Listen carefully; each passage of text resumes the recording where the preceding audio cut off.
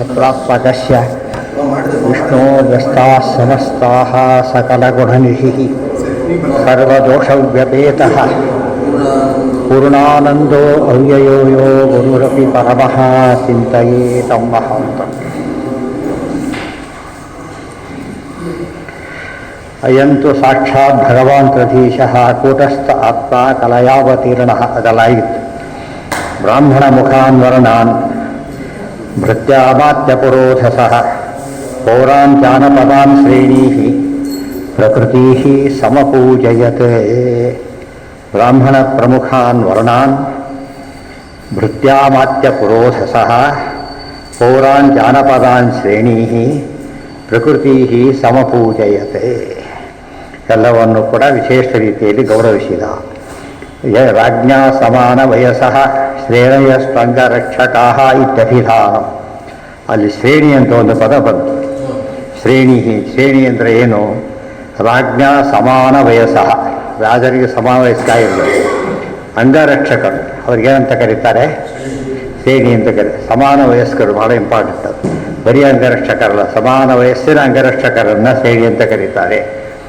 ರಾಜ್ಞಾ ಸಮಾನ ವಯಸ್ಸಃ ಶ್ರೇಯಸ್ತು ಅಂಗರಕ್ಷಕಾಃ ಇತ್ಯಭಿಧಾನಂ. ಅಂಗರಕ್ಷಕರೇ body guard ಅಂತ ಇರೋದು. ಬಾಡಿ ಗಾರ್ಡ್ ಅಂತ ಹೇಳಿದ್ರೇನು? ಅಂಗರಕ್ಷಕ. ರೀತಿ ಹೌದು, ಯಾರಿಗೆ ಧರ್ಮರಾಜರಿಗೆ ಆಜ್ಞೆ ಆಗಿರ್ತದೆ. ಯಚ್ಚಾನ್ಯದಪಿ ಕೃಷ್ಣಸ್ಯ ಬ್ರಹ್ಮನ್ ಭಗವತಃ ಪ್ರಭೋಃ ಶ್ರವಶುಶ್ರವಸಃ ಪುಣ್ಯಂ ಪೂರ್ವದೇಹ ಕಥಾಶ್ರಯಂ ಪೂರ್ವತರಾನಾಂ ಕಥಾಸಂಬಂಧೇನ ಹರೇರ್ಯಶಃ. ಯಚ್ಚ ಅನ್ಯದಪಿ ಕೃಷ್ಣಸ್ಯ ಬ್ರಹ್ಮನ್ ಭಗವತಃ ಪ್ರಭೋಃ ಶ್ರವಃ ಶುಶ್ರವಸಃ ಪುಣ್ಯಂ ಪೂರ್ವದೇಹ ಕಥಾಶ್ರಯಂ. ಮತ್ತೇನೇನು ಭಗವಂತನ ಬಗ್ಗೆ ಕೇಳೋದು ಎಲ್ಲವನ್ನು ಕೇಳ್ತಾ ಇದ್ದಾನೆ. ಪೂರ್ವದೇಹ ಕಥಾಶ್ರಯಂ ಪೂರ್ವತನಾನಾಂ ಕಥಾಸಂಬಂಧೇನ ಹರೇರ್ಯಶಃ. ತನ್ನ ಹಿಂದಿನವರು ಮಹಿಮೆ ಹೇಳಬೇಕಾದ್ರೂ ಕೂಡ ಅದನ್ನು ಯಾವುದಕ್ಕೆ ಲಿಂಕ್ ಮಾಡ್ತಿದ್ದ? ದೇವರ ಅನುಗ್ರಹ ಅಂತ ಹೇಳಿಬಿಟ್ಟು. ಇದು ಅರ್ಥ ಮಾಡಿಕೊಟ್ರೆ ಪಿತೃಕಾರ್ಯಾದಿಗಳನ್ನು ಕೂಡ ಏನಂತ ಮಾಡಬೇಕು? ಕೃಷ್ಣಾರ್ಪಣ ಸ್ತೋತ್ರ ಮಾಡಬೇಕು. ಯಾತಕ್ಕೆ? ಅವ್ರ ಹಿರಿಮೆ ಏನಿದ್ದರೂ ಕೂಡ ಇಲ್ಲಿಂದ ಬಂದಿರೋದು ಹರಿದೇವ ಜಗತ್ ಪಿತೃಮಾತೃಗತಿ. ಆದ್ದರಿಂದ ಸ್ಮರಣೆ ಯಾವಾಗಲೂ ಇರಬೇಕು. ಅದಕ್ಕೆ ಹಿಂದಿನವರ ಸ್ಮರಣೆ ಮಾಡೋ ಉದ್ದೇಶ ಕೂಡ ಅಂಥವರ ಅನುಗ್ರಹದಿಂದ ನಮಗೇನಾಗಿದೆ, ಈಗ ದೇವರಲ್ಲಿ ಭಕ್ತಿ ಇತ್ಯಾದಿ ಬಂದಿದೆ. ಆದ್ದರಿಂದ ಆ ಮೂಲಕ ಯಾವಾಗಲೂ ಚಿಂತಿಸ್ತಾ ಇರಬೇಕು. ಧರಣ್ಯ ಫ್ಯಾಮಿಲಿ ಪೆನ್ಷನ್ ಕೊಡ್ತಾ ಇರೋದು ಏನಾಗಿರ್ಬೇಕು ಅಂಥದಕ್ಕೆಲ್ಲ ಫ್ಯಾಮಿಲಿ ಆಗಿರ್ಬೇಕು. ಫಸ್ಟ್ ಯಾರಿಗೂ ಕೊಡೋದಿಲ್ಲ, ಅದನ್ನ ಜೊತೆಗೆ ಬಂದಿರಬೇಕು ಕ್ರಮದಲ್ಲಿ. ಎಲ್ಲದವರು ಬರ್ಲಿಕ್ಕೆ ಸಾಧ್ಯ ಇಲ್ಲ. ಅದು ಋಣಿ ಆಗಬೇಕೋ ಇಲ್ಲೋ ಈಗ. ಆ ಥರ ಹಿಂದಿನವರೆಲ್ಲ ಕೂಡ ಏನು ಸಾಧನೆ ಪೂರ್ವ ಬಂತಲ್ಲ. ಪ್ರಾಚೀನಾಚೀರ್ಣ ಪುಣ್ಯೋಚ್ಚಯ ಚತುರತರಾಚಾರತಃ ಚಾರುಚಿತ್ತಾನ್ ನೆನಪಿರ್ಬೇಕು. ಆದ್ದರಿಂದ ಇವರು ಕೂಡ ಮುಂದವ್ರು ನಮ್ಮ ನೆನೆಬೇಕು ಅಂತಿದ್ರೆ ಹಾಗೆ ಬದುಕಬೇಕು. ಮುಂದಿನವರು ನೆನೆಸ್ಬೇಕು. ಅದು ಬಿಟ್ಬಿಟ್ಟು ಅವರಿಂದ ಹಾಳಾಯಿತು ಅಂತ ಅಂದಕ್ಕೆ ಹೋಗಬಾರ್ದು. ಎರಡು ಜವಾಬ್ದಾರಿನೂ ಇದೆ ಇವರಿಗೆ. ನೆನೆಸ್ಬೇಕಾದವರಿಗೆ, ಸ್ಮರಿಸಾಗಿ ಬದುಕಬೇಕಾದ ಅವರಿಗೆ. ಏನಾಗಿದೆ? ನಮಃ ಈಗ ಧರಣ್ಯವಾಚ ಹೀಗಿದ್ದಾಗ ಏನಾಯಿತು? ಜನ ಎಲ್ಲ ಬಂದು ಕೇಳ್ಕೊಂಡ್ರು, ರಾಜ ಏನು ಬೆಳೆನೇ ಬರ್ತಾ ಇಲ್ಲ ಅಂತ ಕೇಳ್ಕೊಂಡು. ಎಷ್ಟು ಚೆನ್ನಾಗಿ ಕಷ್ಟಪಟ್ಟರು ಕೂಡ ಬೆಳೆ ಯಾವುದು ಬರ್ತಾ ಇಲ್ಲ ಅಂತ ಹೇಳಿದಾಗ ಯಾತಕ್ಕೆ ಅಂತ ಕೇಳಿದರೆ ಸಿಟ್ಟು ಬಂತಾಗ್ತದೆ. ಯಾಕೆ ಬೆಳೆ ಬರ್ತಾ ಇಲ್ಲ ಅಂತ ಹೇಳಿ ಭೂಮಿನ ಅಟ್ಟಿಸೋದು ಹೊಡೆದಕ್ಕೋಸ್ಕರವಾಗಿ. ಯಾಕೆ ಬರ್ತಾ ಕೊಡಬೇಕಲ್ಲ, ಸರಿಯಾಗಿದ್ದ ಕೆಲಸ ಆಗಬೇಕಲ್ಲ. ಹಾಗೇನಾಯಿತು, ಭೂಮಿ ಹಸುರೂಪ ಧರಿಸಿ ಓಡಕ್ಕೆ ಶುರು ಮಾಡಿದ್ರು. ಹಸುರೂಪ ಧರಿಸಿ ಬಿಡಲಿಲ್ಲ. ಆಕೆಗಿನ್ನ ಉಳಿಯೋಕ್ಕೆ ಸಾಧ್ಯ ಇಲ್ಲ ಅನಿಸೋಯ್ತು. ಆಗ ಗೊತ್ತಾಯ್ತು ಇತ್ತಲ್ಲಿ ಈಗ ದೇವರ ಆವೇಶ ಇದೆ ಅಂತ ಗೊತ್ತಾಯ್ತು. ತಕ್ಷಣ ಏನು ಮಾಡ್ತಾಳೆ? ಶರಣಾಗಿ ಬಿಟ್ಟು, ಇಲ್ಲ ನನ್ನ ತಪ್ಪಲ್ಲ ಇದು, ವೇನ ಮಾಡಿದ ಅನಾಹುತದಿಂದ ಏನಾಯಿತು, ನನಗೀಗ ಬೆಳೆ ಕೊಡೋ ಶಕ್ತಿನೇ ಹೋಗಿಬಿಟ್ಟಿದೆ ಅಂತೇಳಿ. ಬೆಳೆ ಕೊಡೋ ಶಕ್ತಿನೇ ಹೋಗಿದೆ. ಇವತ್ತು ಒಪ್ತಾರೆ ಇದನ್ನು. ಇವತ್ತು ನಡೀತಿದೆ ಹೀಗೆ. ಈಗೇನು ಭೂಮಿ ಹಾಳು ಮಾಡಿದ್ದಾರೆ ಅಂತ ಕೇಳಿದರೆ ಸರಿ ರೀತಿ ಬೆಳೆ ಬರೋದು ಭಾರಿ ಕಷ್ಟ. ಅದು ಇವರೆಲ್ಲ ಹೇಳೋದೇನು ಅಂತ ಕೇಳಿದರೆ, ಇವತ್ತಿಂದ ಶುರು ಮಾಡಿ ಪೂರ್ತಿ ಚೇಂಜ್ ಮಾಡ್ಲಿಕ್ಕೆ ಹೋದ್ರೆ 100 ವರ್ಷ ಬೇಕು. ಇವತ್ತು ವಾಪಸ್ ಬರಬೇಕಾದ್ರೆ ಸ್ವಲ್ಪ ದಿವಸ ಹಿಂದಿತ್ತು. ಏನು ಭಾರ 100,000 ವರ್ಷದಿಂದ ಅಲ್ಲ, 100 ವರ್ಷದಿಂದ ಇದ್ದಷ್ಟರ ಮಟ್ಟಿಗೆ ಅಷ್ಟು ದಿನೇ ಏನಾಗ್ತಾ ಬಂದಿದೆ. ಅದು ಕೆಮಿಕಲ್ ಹಾಕಿ ಭೂಮಿಗೆ ಒಳ್ಳೆ ಬೆಳೆ ಕೊಡೋ ಶಕ್ತಿನೇ ಹೋಗಿಬಿಟ್ಟಿದೆ. ಇದು ಅರ್ಥ ಮಾಡಿಕೊಂಡ್ರೆ ವೀರಣ್ಣ ದರ್ಬಾರ್ನಲ್ಲಿ ಏನೈತಿ, ಯಜ್ಞ ಆಗ ಇರಲಿಲ್ಲ. ಈಗಲೂ ಏನಿಲ್ಲ, ಯಜ್ಞ ಆಗಗಳಿಲ್ಲ. ಅದರಿಂದ ಭೂಮಿ ಒಳ್ಳೆ ಬೆಳೆ ಕೊಡತಕ್ಕಂಥ ಶಕ್ತಿ. ಅದ್ರ ಬದಲು ಆಪೋಸಿಟ್ ಇದೆ. ಯಜ್ಞಗಳಿಲ್ಲ ಅಷ್ಟೇ ಇಲ್ಲ, ಬೇರೆ ಮಾಡಿದ್ದೆಲ್ಲ ಬಂದು ಅದು ಭೂಮಿಗೆಲ್ಲ ಗಲೀಜು ಬಿಡೋದ್ರಿಂದ ಅದಕ್ಕೆ ಆ ಶಕ್ತಿ ಹೋಗಿಬಿಟ್ಟಿದೆ. ಭೂಮಿಯಿಂದ ಬರ್ತಿದೆ, ಅದು ಸರಿಯಾಗಿ ಬರ್ತಾ ಇಲ್ಲ. ಅದು ತಿಂದರೆ ಏನಾಗಬೇಕದು? ಆರೋಗ್ಯ ದೇಹ ಎಲ್ಲ ಬೆಳಿಬೇಕು. ಆ ರೀತಿ ಬೆಳೀತಾ ಹೋದ ಏನಂತ ಕರೀತಾರೆ ಅದನ್ನು? ಒಳ್ಳೆ ಆಹಾರ ಅಲ್ಲ. ಬೆಳೆನೇ ಬರಲಿಲ್ಲ, ಕೆಟ್ಟದು. ಊಟನೇ ಹಾಕಲಿಲ್ಲ, ಸರಿ ವಿಷ ಹಾಕಿದ್ರು, ಎರಡು ಅಷ್ಟಿದೆ. ಊಟ ಹಾಕಿದ್ರೆ ಏನು ಮತ್ತು ವಿಷ ಹಾಕಿಬಿಟ್ಟು ಆ ರೀತಿಯಾಗಿ. ಆದ್ದರಿಂದ ಶುದ್ಧವಾದ ಪದಾರ್ಥ ಯಾವುದೂ ಸಿಗೋದಿಲ್ಲ ಅನ್ನೋ ಸ್ಥಿತಿಗೆ ಗೊತ್ಕೊಂಡ್ಬಿಟ್ಟಿದ್ದಾರೆ ಅವರೇನೆ. ನಮಃ ಪರಸ್ಮೈ ಪುರುಷಾಯ ಚ. ಆಗ ಸ್ತೋತ್ರ ಮಾಡ್ತಾರೆ ಧರಣಿ ಇದೆ. ನನ್ನ ನೀವು ಸ್ತೋತ್ರ ಮಾಡ್ಬೇಕಾದ್ರೆ ನೀವು ದೇವರಂತಲೇ ಸ್ತೋತ್ರ ಮಾಡ್ತಾರೆ. ಕಾರಣ ಏನು ಗೊತ್ತಾಗಿದೆ ಆಕೆಗೆ? ಈಗ ಆವೇಶ ಇದೆ ಅಂತ ಹೇಳಿಬಿಟ್ಟು.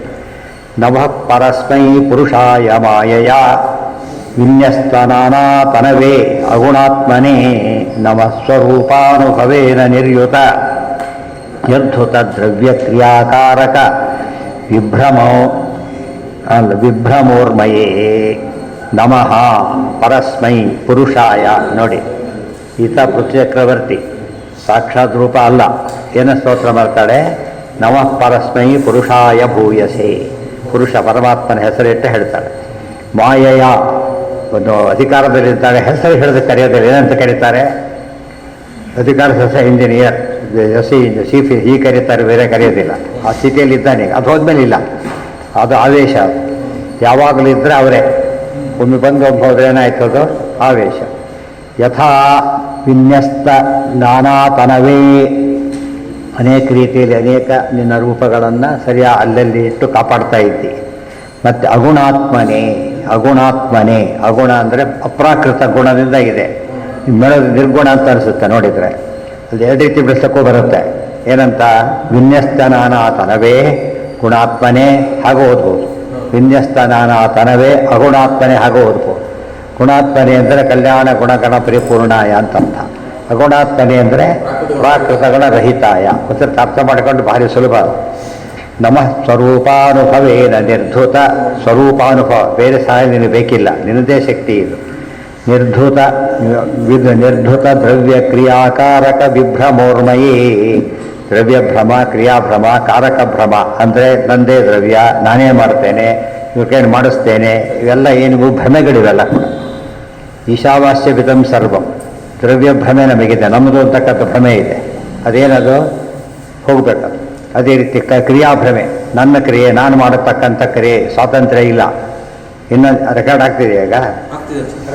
ಹಾಂ. ಕಾರಕ ವಿಭ್ರಮೆ, ಮಾಡಿಸ್ತೇನೆ, ಮಾಡೋ ಶಕ್ತಿನೂ ಇಲ್ಲ, ಮಾಡಿಸೋ ಶಕ್ತಿನೂ ಇಲ್ಲ. ದೇವರು ಕೊಡಬೇಕಷ್ಟೇ. ಅವ್ರು ಅಧಿಕಾರದಿಂದ ಹೇಳಿದ್ರೆ ಕೇಳ್ತಾರೆ, ಅಧಿಕಾರದ ಮೇಲೆ ಹೇಳಿದರೆ ಮಾಡೋದಿಲ್ಲ. ಯಾಕೆ? ಅಧಿಕಾರ ಇಲ್ಲ. ಈಗ ನಮಗೆ ಅರ್ಥ ಆಗುತ್ತೆ. ಅಧಿಕಾರ ಇದ್ದ ಮಾಡೋ ಕೆಲಸನ ಅಧಿಕಾರ ಇಲ್ಲದೆ ಹೋದಾಗ ಮಾಡಲಿಕ್ಕೆ ಸಾಧ್ಯ ಇಲ್ಲ. ಇಲ್ಲ, ಮಾಡೋದಿಲ್ಲ. ಬಂದಿದೆ, ಮಾಡಿದ, ಬರಲಿ ಮೌತು ಮತ್ತೆ ಬಿಟ್ಟ.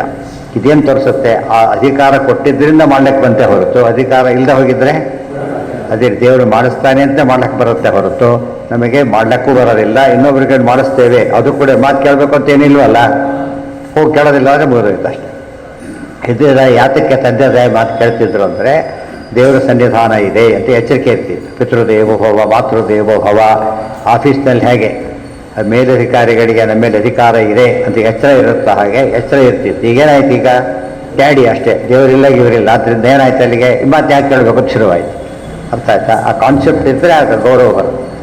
ಅದಕ್ಕೆ ಆಚಾರ ಹೇಳ್ತಾರೆ, ಹರಿರಸ್ಮಿನ್ ಸ್ಥಿತ ಇತಿ ಶ್ರೀನಾಮ್ ಭರ್ತರಿ ಭಾವನ. ದೇವರ ಸನ್ನಿಧಾನ ಇದೆ ಅಂತ ಗೌರವಿಸ್ಬೇಕೆ ಹೊರತು ಅವ್ರ ಮಾತು ಅಲ್ಲ, ಅದು ಅಧಿಕಾರದ ಮಾತು. ಅದನ್ನ ಅರ್ಥ ಮಾಡಿಕೊಂಡಾಗ ಎಲ್ಲ ಮಾತಿಗೆ ಅರ್ಥ ಬರುತ್ತೆ. ಎಲ್ಲ ಮಾಡ್ತೀವಿ. ಭ್ರಮೆ ಇಲ್ಲದ್ರೆ ಭ್ರಮೆ ಬರೀ ನಮ್ಮದಷ್ಟೇ. ಬ್ರಹ್ಮಾದಿ ಜೀವದೇಹಾಸ್ತು ಮಾಯಾದೇಹ ಪ್ರಕೀರ್ತಿತಾ ಇತಿ ವಾರಾಹೆ. ಬ್ರಹ್ಮಾದಿ ಜೀವರ ದೇಹಗಳು ಅಂದರೆ ಪೃಥ್ವಿ ಚಕ್ರವರ್ತಿ ಸೇರಿದ್ದಾನೆ. ಮಾಯಾದೇಹ ಅಂದ್ರೇನು? ಪರಮಾತ್ಮನ ಮಾಯೆಯಿಂದ, ಮಹಾತ್ಮದಿಂದ ಕೂಡಿರ್ತಕ್ಕಂಥ ದೇಹ. ಎಷ್ಟು ಬೇಕು ಅಷ್ಟು ಆವೇಶ 100% ಬರೋದೇ ಇಲ್ಲ. ಇದು ಕಾಫಿಗೆ ಹಾಲು ಹಾಕಿದ್ರೆ 100% ಹಾಲು ಅದು ಅಲ್ಲ. ಹಾಗಿದ್ರೆ ಹಾಲಾಗಿತ್ತು, ಕಾಫಿ ಆಗೋದೇ ಇಲ್ಲ. ಗೊತ್ತಾ? ಬೆರೆತ್ಬಿಟ್ಟಿದೆ ಅದರೊಳಗೆ. ಆಗಲಿ ಬರೀ ಹಾಲೇ. ಇವರೆಲ್ಲ ರೂಪಗಳು ಹಾಲು ಅಂದರೆ ಹಾಲೇನೆ. ಇನ್ನೊಂದು ಕಡೆ ಹಾಲು ಸೇರಿಸ್ದಾಗ ಬೆಳೆದು ಮಾಡೋದು ಶಕ್ತಿ ಬಂದರೂ ಕೂಡ ಅದು ಪೂರ್ತಿ ಹಾಲಾಗ್ಲಿಕ್ಕೆ ಸಾಧ್ಯ ಇಲ್ಲ. ಇದು ಪೂರ್ತಿ ಹಾಲು ಇದರ ಅಸ್ತಿತ್ವನೇ ಹೋಗ್ಬಿಡುತ್ತೆ. ಇದರ ಅಸ್ತಿತ್ವನೇ ಹೋಗೋದಿಲ್ಲ. ಆದರೆ ಆಗ್ಲಿಕ್ಕೆ ಸಾಧ್ಯ ಇಲ್ಲ. ಇದು ಅರ್ಥ ಮಾಡಿಕೊಂಡ್ರೆ ದೇವರನ್ನು ಹೇಗೆ ಚಿಂತನೆ ಮಾಡಬೇಕು, ದೇವತೆಗಳನ್ನು ಹೇಗೆ ಚಿಂತನೆ ಮಾಡಬೇಕು, ಜನಗಳನ್ನು ಹೇಗೆ ನೋಡಬೇಕು, ಪ್ರಾಣಿಗಳನ್ನು ಹೇಗೆ ನೋಡಬೇಕು, ಇದೆಲ್ಲ ವಿವೇಕ ಬರುತ್ತೆ. ಬ್ರಹ್ಮಾದಿಜೀವದೇಹಾಸ್ತೋ ಮಾಯಾದೇಹಾಃ ಪ್ರಕೀರ್ತಿತಾಃ ಇತಿ ವಾರಾಹೇ ನೂನಂ ಪ್ರವೇಶಸ್ಯ ಸಮಾಹಿತಂ ಜನೈಃ ಸ್ವಮಾಯಯಾ ದುರ್ಜಯಯಾ ಕೃತಾತ್ಮಭಿಃ ನ ಲಕ್ಷ್ಯತೆ ಯಸ್ತಕರೋದಕಾರಯತ್ ಯೋನರ್ಥಕ ಏಕಃ ಪರತಃ ಸ ಈಶ್ವರಃ ಸ ಪರತಃ ಈಶ್ವರಃ ಇತಿ ಆಕ್ಷೇಪಃ ನೂನಂ ಪ್ರವೇಶ ತವ ಈಶಸ್ಯ ಸಮೀಹಿತಂ ಜನೈಃ ನೀನೇನು ಇಷ್ಟಪಡ್ತೀಯಲ್ಲ ಜನೈಃ ಸ್ವಮಾಯಯ ದುರ್ಜಯಯ ಅಕೃತಾತ್ಮಭಿ ಜನಗಳಿಂದ ಮಾಡಿಸ್ತಿ ಜನಗಳಲ್ಲಿ ಏನಿದೆ ಅಂದರೆ ಅಕೃತಾತ್ಮಭಿ ನಿನ್ನ ಮಾಯ ಒಳಗಾದವರೇ ಹೊರತು ಅವರಿಗೆ ಮಾಡೋ ಸಾಮರ್ಥ್ಯ ಇತ್ಯಾದಿಗಳಿಲ್ಲ ನಲಕ್ಷತೆಯಸ್ತು ಅಕರೋದಕಾರಯತ್ ಅಕರೋತ್ ಅಕಾರಯತ್ ಜನಕ್ಕೆ ನಾನು ಮಾಡಿಸ್ತಾ ಇದ್ದೇನೆ ಅಂತ ಎಚ್ಚರಿಕೆ ಇಲ್ಲ, ನನ್ನಿಂದ ಮಾಡಿಸ್ತಾ ಇದ್ದೇನೆ ಅಂತ ಎಚ್ಚರಿಕೆ ಇಲ್ಲ, ನಾನು ಇನ್ನೊಬ್ಬರಿಂದ ಮಾಡಿಸಿದ್ದು ಕೂಡ ಅವನು ಮಾಡಿಸಿದ್ದು ಅಂತ ಎಚ್ಚರಿಕೆಯೂ ಇಲ್ಲ. ಅಹಂ ಕರೋಮಿ ಅಹಂ ಕಾರಯಾಮಿ, ನಾನು ಮಾಡಿಸ್ತೇನೆ ನಾನು ಮಾಡ್ತೇನೆ, ಎರಡೂ ಸರಿಯಲ್ಲ. ಅಧಿಕಾರ ಮಾಡಿಸುತ್ತೆ, ಅವನು ಮಾಡಿಸೋದಿಲ್ಲ. ಅಧಿಕಾರ ಅವರಲ್ಲಿ ಇನ್ನಂತಿಲ್ಲ. ಅದು ಅದೇ ರೀತಿ ನಾವು ಮಾಡೋದು ಅಂತ ಹೇಳಿದ್ರೆ ಸ್ವಾತಂತ್ರ್ಯ ಇಲ್ಲ, ನಮಗೆ ಮೇಲೆ ಸ್ವಾತಂತ್ರ್ಯ ಇಲ್ಲ, ಉಳಿದವರಿಗೆ ಸ್ವಾತಂತ್ರ್ಯ ಬರೋ ಸಂಭವ ಇಲ್ಲ. ಸ್ವಾತಂತ್ರ್ಯ ಅನುಗ್ರಹ ಮಾಡಿದ್ದು ವ್ಯಕ್ತವಾಗೋರಿಗೆ ಅಷ್ಟೇ. ಇದೆಲ್ಲ ಕೂಡ ಗೊತ್ತಿಲ್ಲದೆ ಹೋದರೆ ಅಕಾರ ಯದ್ಯೋ ಅನೇಕ ಏಕಃ ಪರತಃ ಸ ಈಶ್ವರಃ, ಅನೇಕಃ ಏಕಃ, ಅನೇಕ ರೂಪ ಇರೋದು ಅವನದೇನೆ, ಏಕನು ಅವನೇನೆ, ಪರತಃ ಎಲ್ಲರ ಮೇಲಿರ್ತಕ್ಕಂಥವನು ಅವನೇ, ಅವನು ಈಶ್ವರ, ಈಶ್ವರೋ ವಿಕ್ರಮೀ ಧನ್ವಿ, ಸ ಪರತಃ ಈಶ್ವರ ಇತ್ಯಾಕ್ಷೇಪ. ಇನ್ನೊಂದು ರೀತಿ ಓದಿದರೆ ಅವನು ಈಶ್ವರನ ಅಲ್ಲ, ಯಾರ ಮಾಡಿಸ ನೀನು ದೇವರ ಅಂತ ಕೇಳಿದ್ರೆ ಹೇಳಿದ್ರೆ ಆಕ್ಷೇಪ ಮಾಡೋದಿಲ್ಲ. ಏನು ಮಾಡ್ತೀವಿ ದೇವರಾನೇನೋ ಆ ರೀತಿ ಮಾಡಲಿಕ್ಕೆ ಸಾಧ್ಯ ಪಡೆಯೋದು ಸಾಧ್ಯ ಇದೆಯಾ? ಇಲ್ಲ. ಕಾಕುಸ್ವರ ಆಕ್ಷೇಪ, ಆಕ್ಷೇಪ ಬೇರೆ ಕಾಕುಸ್ವರ ಬೇರೆ. ಕಾಕುಸ್ವರ ಅಂದರೆ ಏನು ಮಾಡಿಬಿಡ್ತಾರೆ ಆ ಸೈಡವರು. ಇದರಿಂದ ಏನು ಅರ್ಥ? ಅದಕ್ಕೆ ಕಾಕುಸ್ವರಕ್ಕೆ ಅಷ್ಟೇ ಅರ್ಥ, ಗೊತ್ತಾಯ್ತಾ? ವ್ಯಂಗ್ಯ ಇದು ಬೇರೆ. ಆಕ್ಷೇಪ ಅಂತ ಹೇಳಿದರೆ ಆಕ್ಷೇಪಣೆ ಅದು. ಯಾವುದಕ್ಕೆ ಇಲ್ಲ, ನೀನಿಂದ ಅದೇನು ಹೇಳ್ತಾರೋ ಅವರೀಗ ಕೂತಾರ್ಕ ಹೇಳಿದರು, ವಜ್ರ ಸ್ವಾಮಿ ಬರೀತಾರೆ ತತ್ವಮಸಿ ಶ್ವೇತಕೇತೋ ತತ್ವಮಸಿ ಅವನ ಇದು ಎಂಥದ್ದಿದು ಕಾಕಸ್ವರದಲ್ಲಿ. ನೀನು ಬಿಡಪ್ಪ ಅವನೇ, ಇದೇನಿದು ಕಾಕಸ್ವರ, ಇದು ವ್ಯಂಗ್ಯ ಆಕ್ಷೇಪ. ಇದು ಆಕ್ಷೇಪ, ಅದು ಕಾಕಸ್ವರ. ಅವನು ಮಹಾಬೃಹಸ್ಪತಿ ಅಂತ ಹೇಳಿದರೆ ಭಾರಿ ದಡ್ಡ, ಅದು ಕಾಕಸ್ವರ, ಅವನು ಮಹಾಬೃಹಸ್ಪತಿ. ನೀನು ಮಹಾಬೃಹಸ್ಪತಿಯ, ಇದು ಆಕ್ಷೇಪ, ಗೊತ್ತಾಯ್ತಾ? ನೀನು ಅವನ ಆಕ್ಷೇಪ, ಇವನು ಅವನೇ ಅಂತ ಹೇಳಿದರೆ ಅದು ಏನದು ವ್ಯಂಗ್ಯ ಇದೆ ಹೇಳೋದು ಕಾಕಸ್ವರ. ನೋಡಬೇಕು, ಟೋನ್ ಚೇಂಜ್ ಆಗಿಬಿಡೋದು. ಅವನು ಮಹಾಬೃಹಸ್ಪತಿ ಅಂತ ಹೇಳಿದ ತಕ್ಷಣ ಏನಾಯ್ತು, ಒಪ್ಕೊಂಡ ಕಳಿಸುತ್ತೆ, ಯಾಕಂದ್ರೆ ಒಪ್ಕೊಂಡಿಲ್ಲ ಅವನು. ಕಾಕುಸ್ವರ ಅಂದ್ರೇನೋ ಅಲ್ಲ ಅಂತ ಹೇಳೋದಕ್ಕೋಸ್ಕರ ಉಪಯೋಗಿಸೋದು. ಇದು ಹಾಗಲ್ಲ. ಆಕ್ಷೇಪ ಮಾಡೋದು ಹೇಗೆ ಒಪ್ಪಕ್ಕಾಗತ್ತಾ? ಈ ರೀತಿ ಅದು ಪ್ರಶ್ನಾರ್ಥಕವಾಗಿ ಬಂದು ಆಕ್ಷೇಪ ಮಾಡೋದು. ಇಲ್ಲಿ ಮಹಾಬೃಹಸ್ಪತಿ ಗೊತ್ತ ನನಗೆ, ಒಪ್ಪದಾಗ ಕಾಣಿಸುತ್ತೆ, ಆ್ಯಕ್ಚುಲಿ ಏನು ಮಾಡಿಲ್ಲ ಅಲ್ಲಿ, ಒಪ್ತಾ ಇಲ್ಲ. ಅದು ಹಾಗಲ್ಲ, ಎದ್ದು ಕಾಣಿಸುತ್ತೆ ಅಲ್ಲಿ, ಗೊತ್ತಾಯ್ತು? ಆಕ್ಷೇಪ ಮಾಡೋದು. ನೀನು ದೇವರ ಕಾಕಸ್ವರ ಅಲ್ಲ, ಅದು ಆಕ್ಷೇಪ.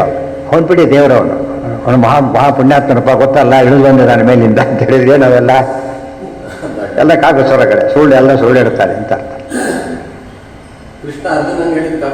ಏನಂತ ಬೇಕಾದ್ರೆ ಮಾಡ್ಕೊ, ಯಥೇಚ್ಛೆ ತಥಾಗ ಯಥೇಚ್ಛೆ ತಥಾಪುರು.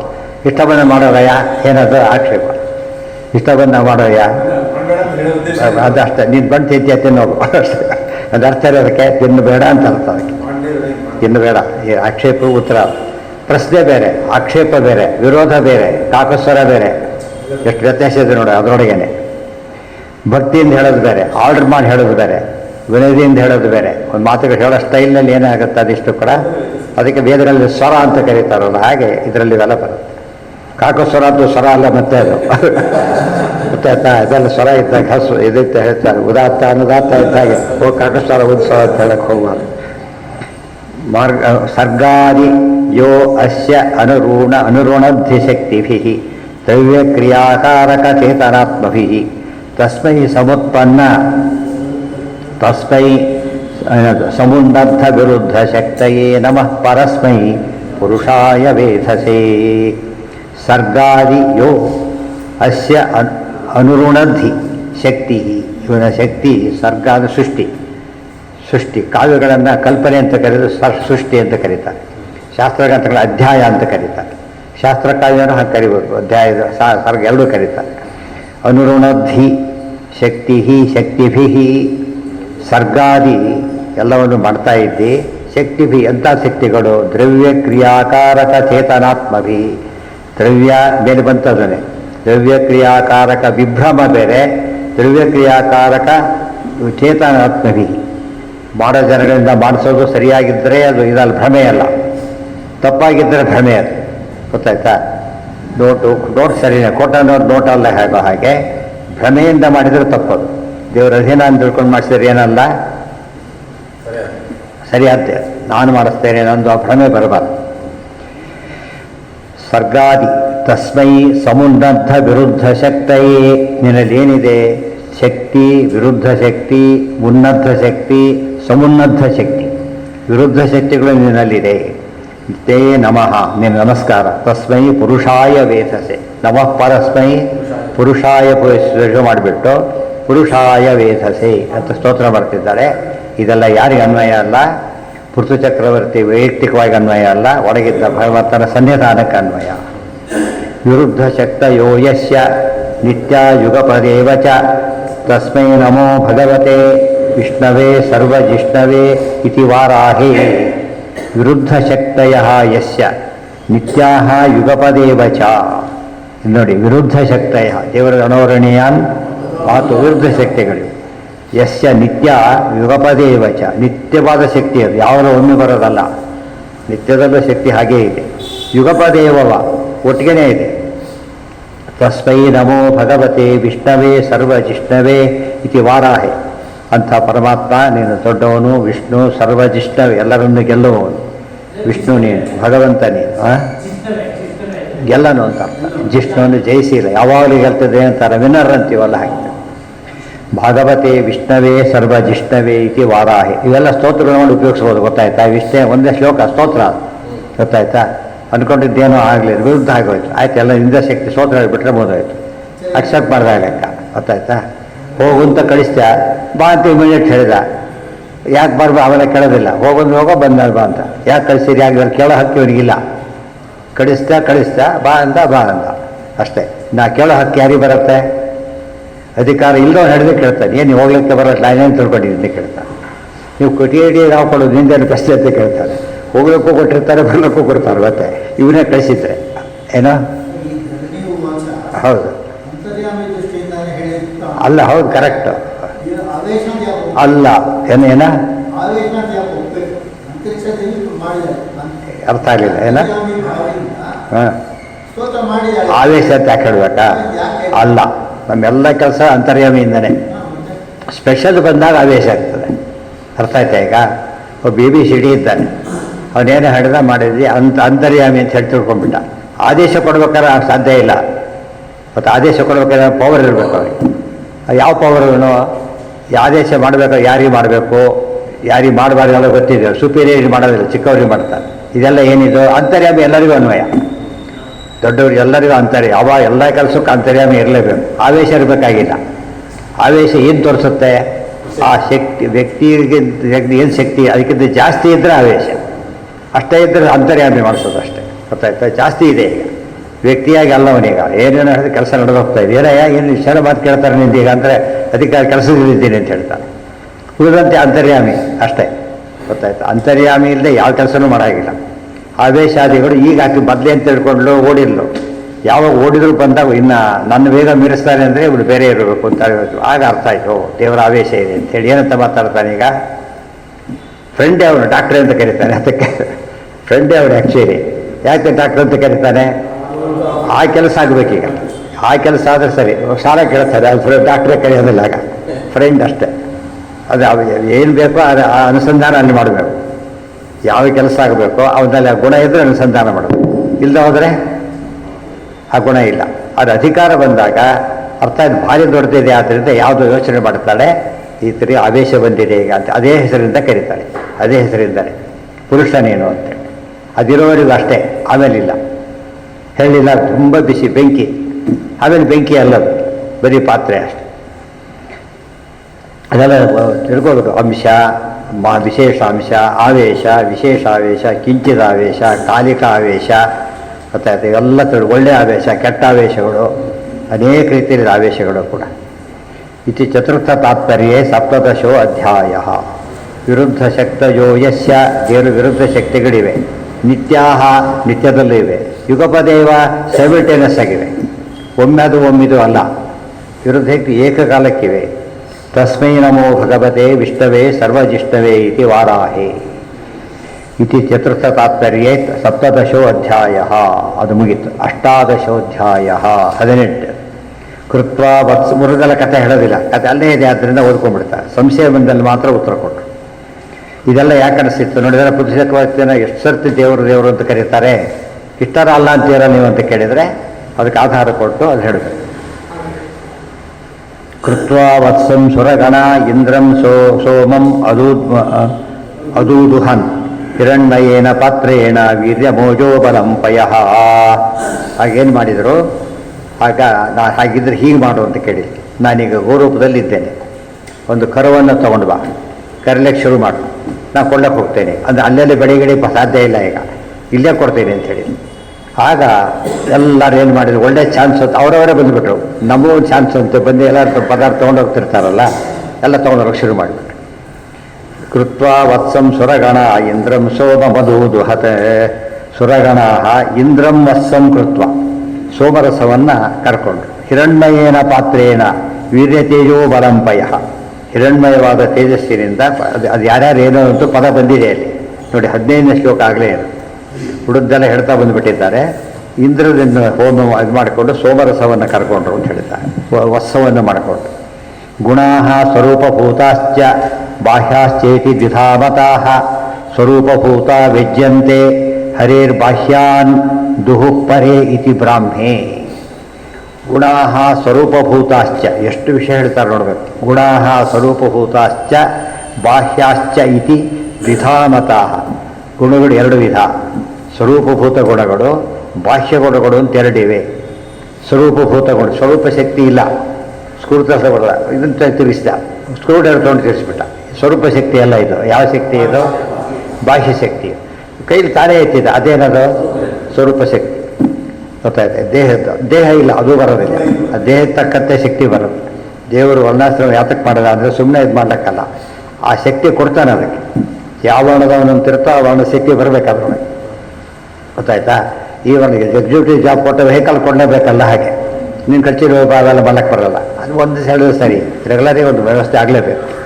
ಆದ್ದರಿಂದ ಏನಿದೆ ಅಂತ ಹೇಳೋದಾದ್ರೆ ಎಲ್ರಿಗಾಗಿ ಒಂದೇ ಕೊಡ್ತಿದ್ದ ದೇವರು. ಹಾಗಿದ್ರೆ ವ್ಯತ್ಯಾಸ ಯಾಕೆ ಮಾಡ್ದ ಅಂದರೆ ಆಯಾ ಕೆಲಸ ಮಾಡಲಿಕ್ಕೆ ಏನೇನು ಸಾಮರ್ಥ್ಯ ಬೇಕೋ ಅದನ್ನು ಕೊಡೋದರಿಂದ ಸರಿ. ಇಲ್ಲಿ ಹೇಳ್ತಾರೆ ಸ್ವರೂಪ ಶಕ್ತಿ ಬಾಹ್ಯ ಶಕ್ತಿ ಅಂತ ಎರಡಿದೆ.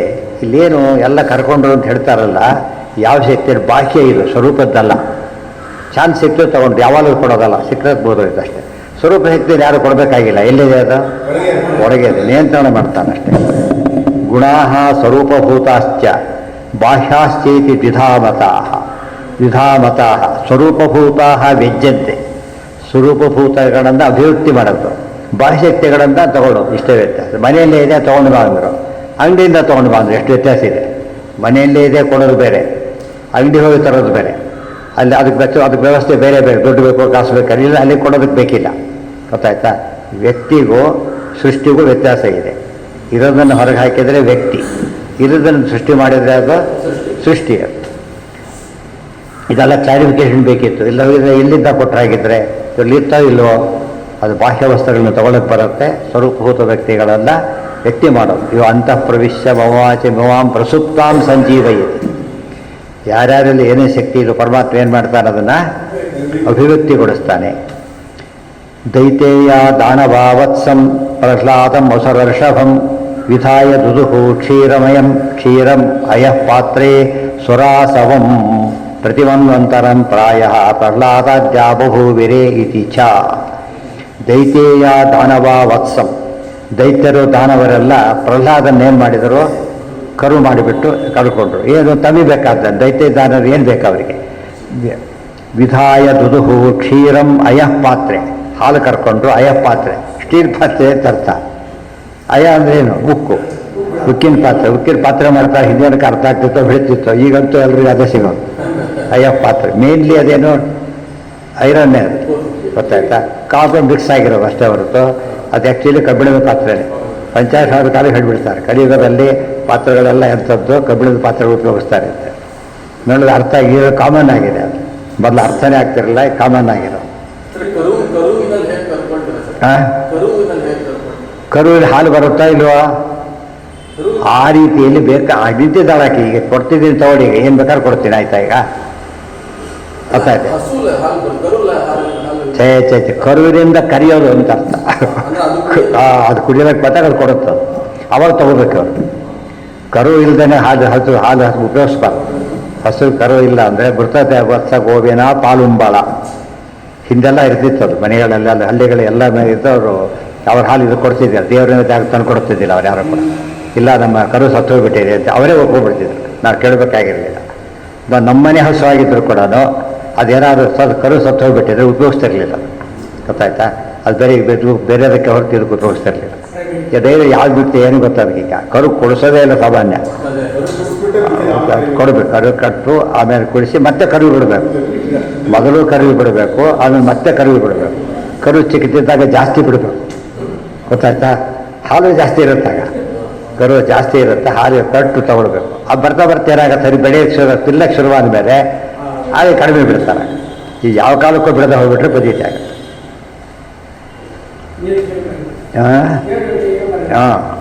ಧರ್ಮಂ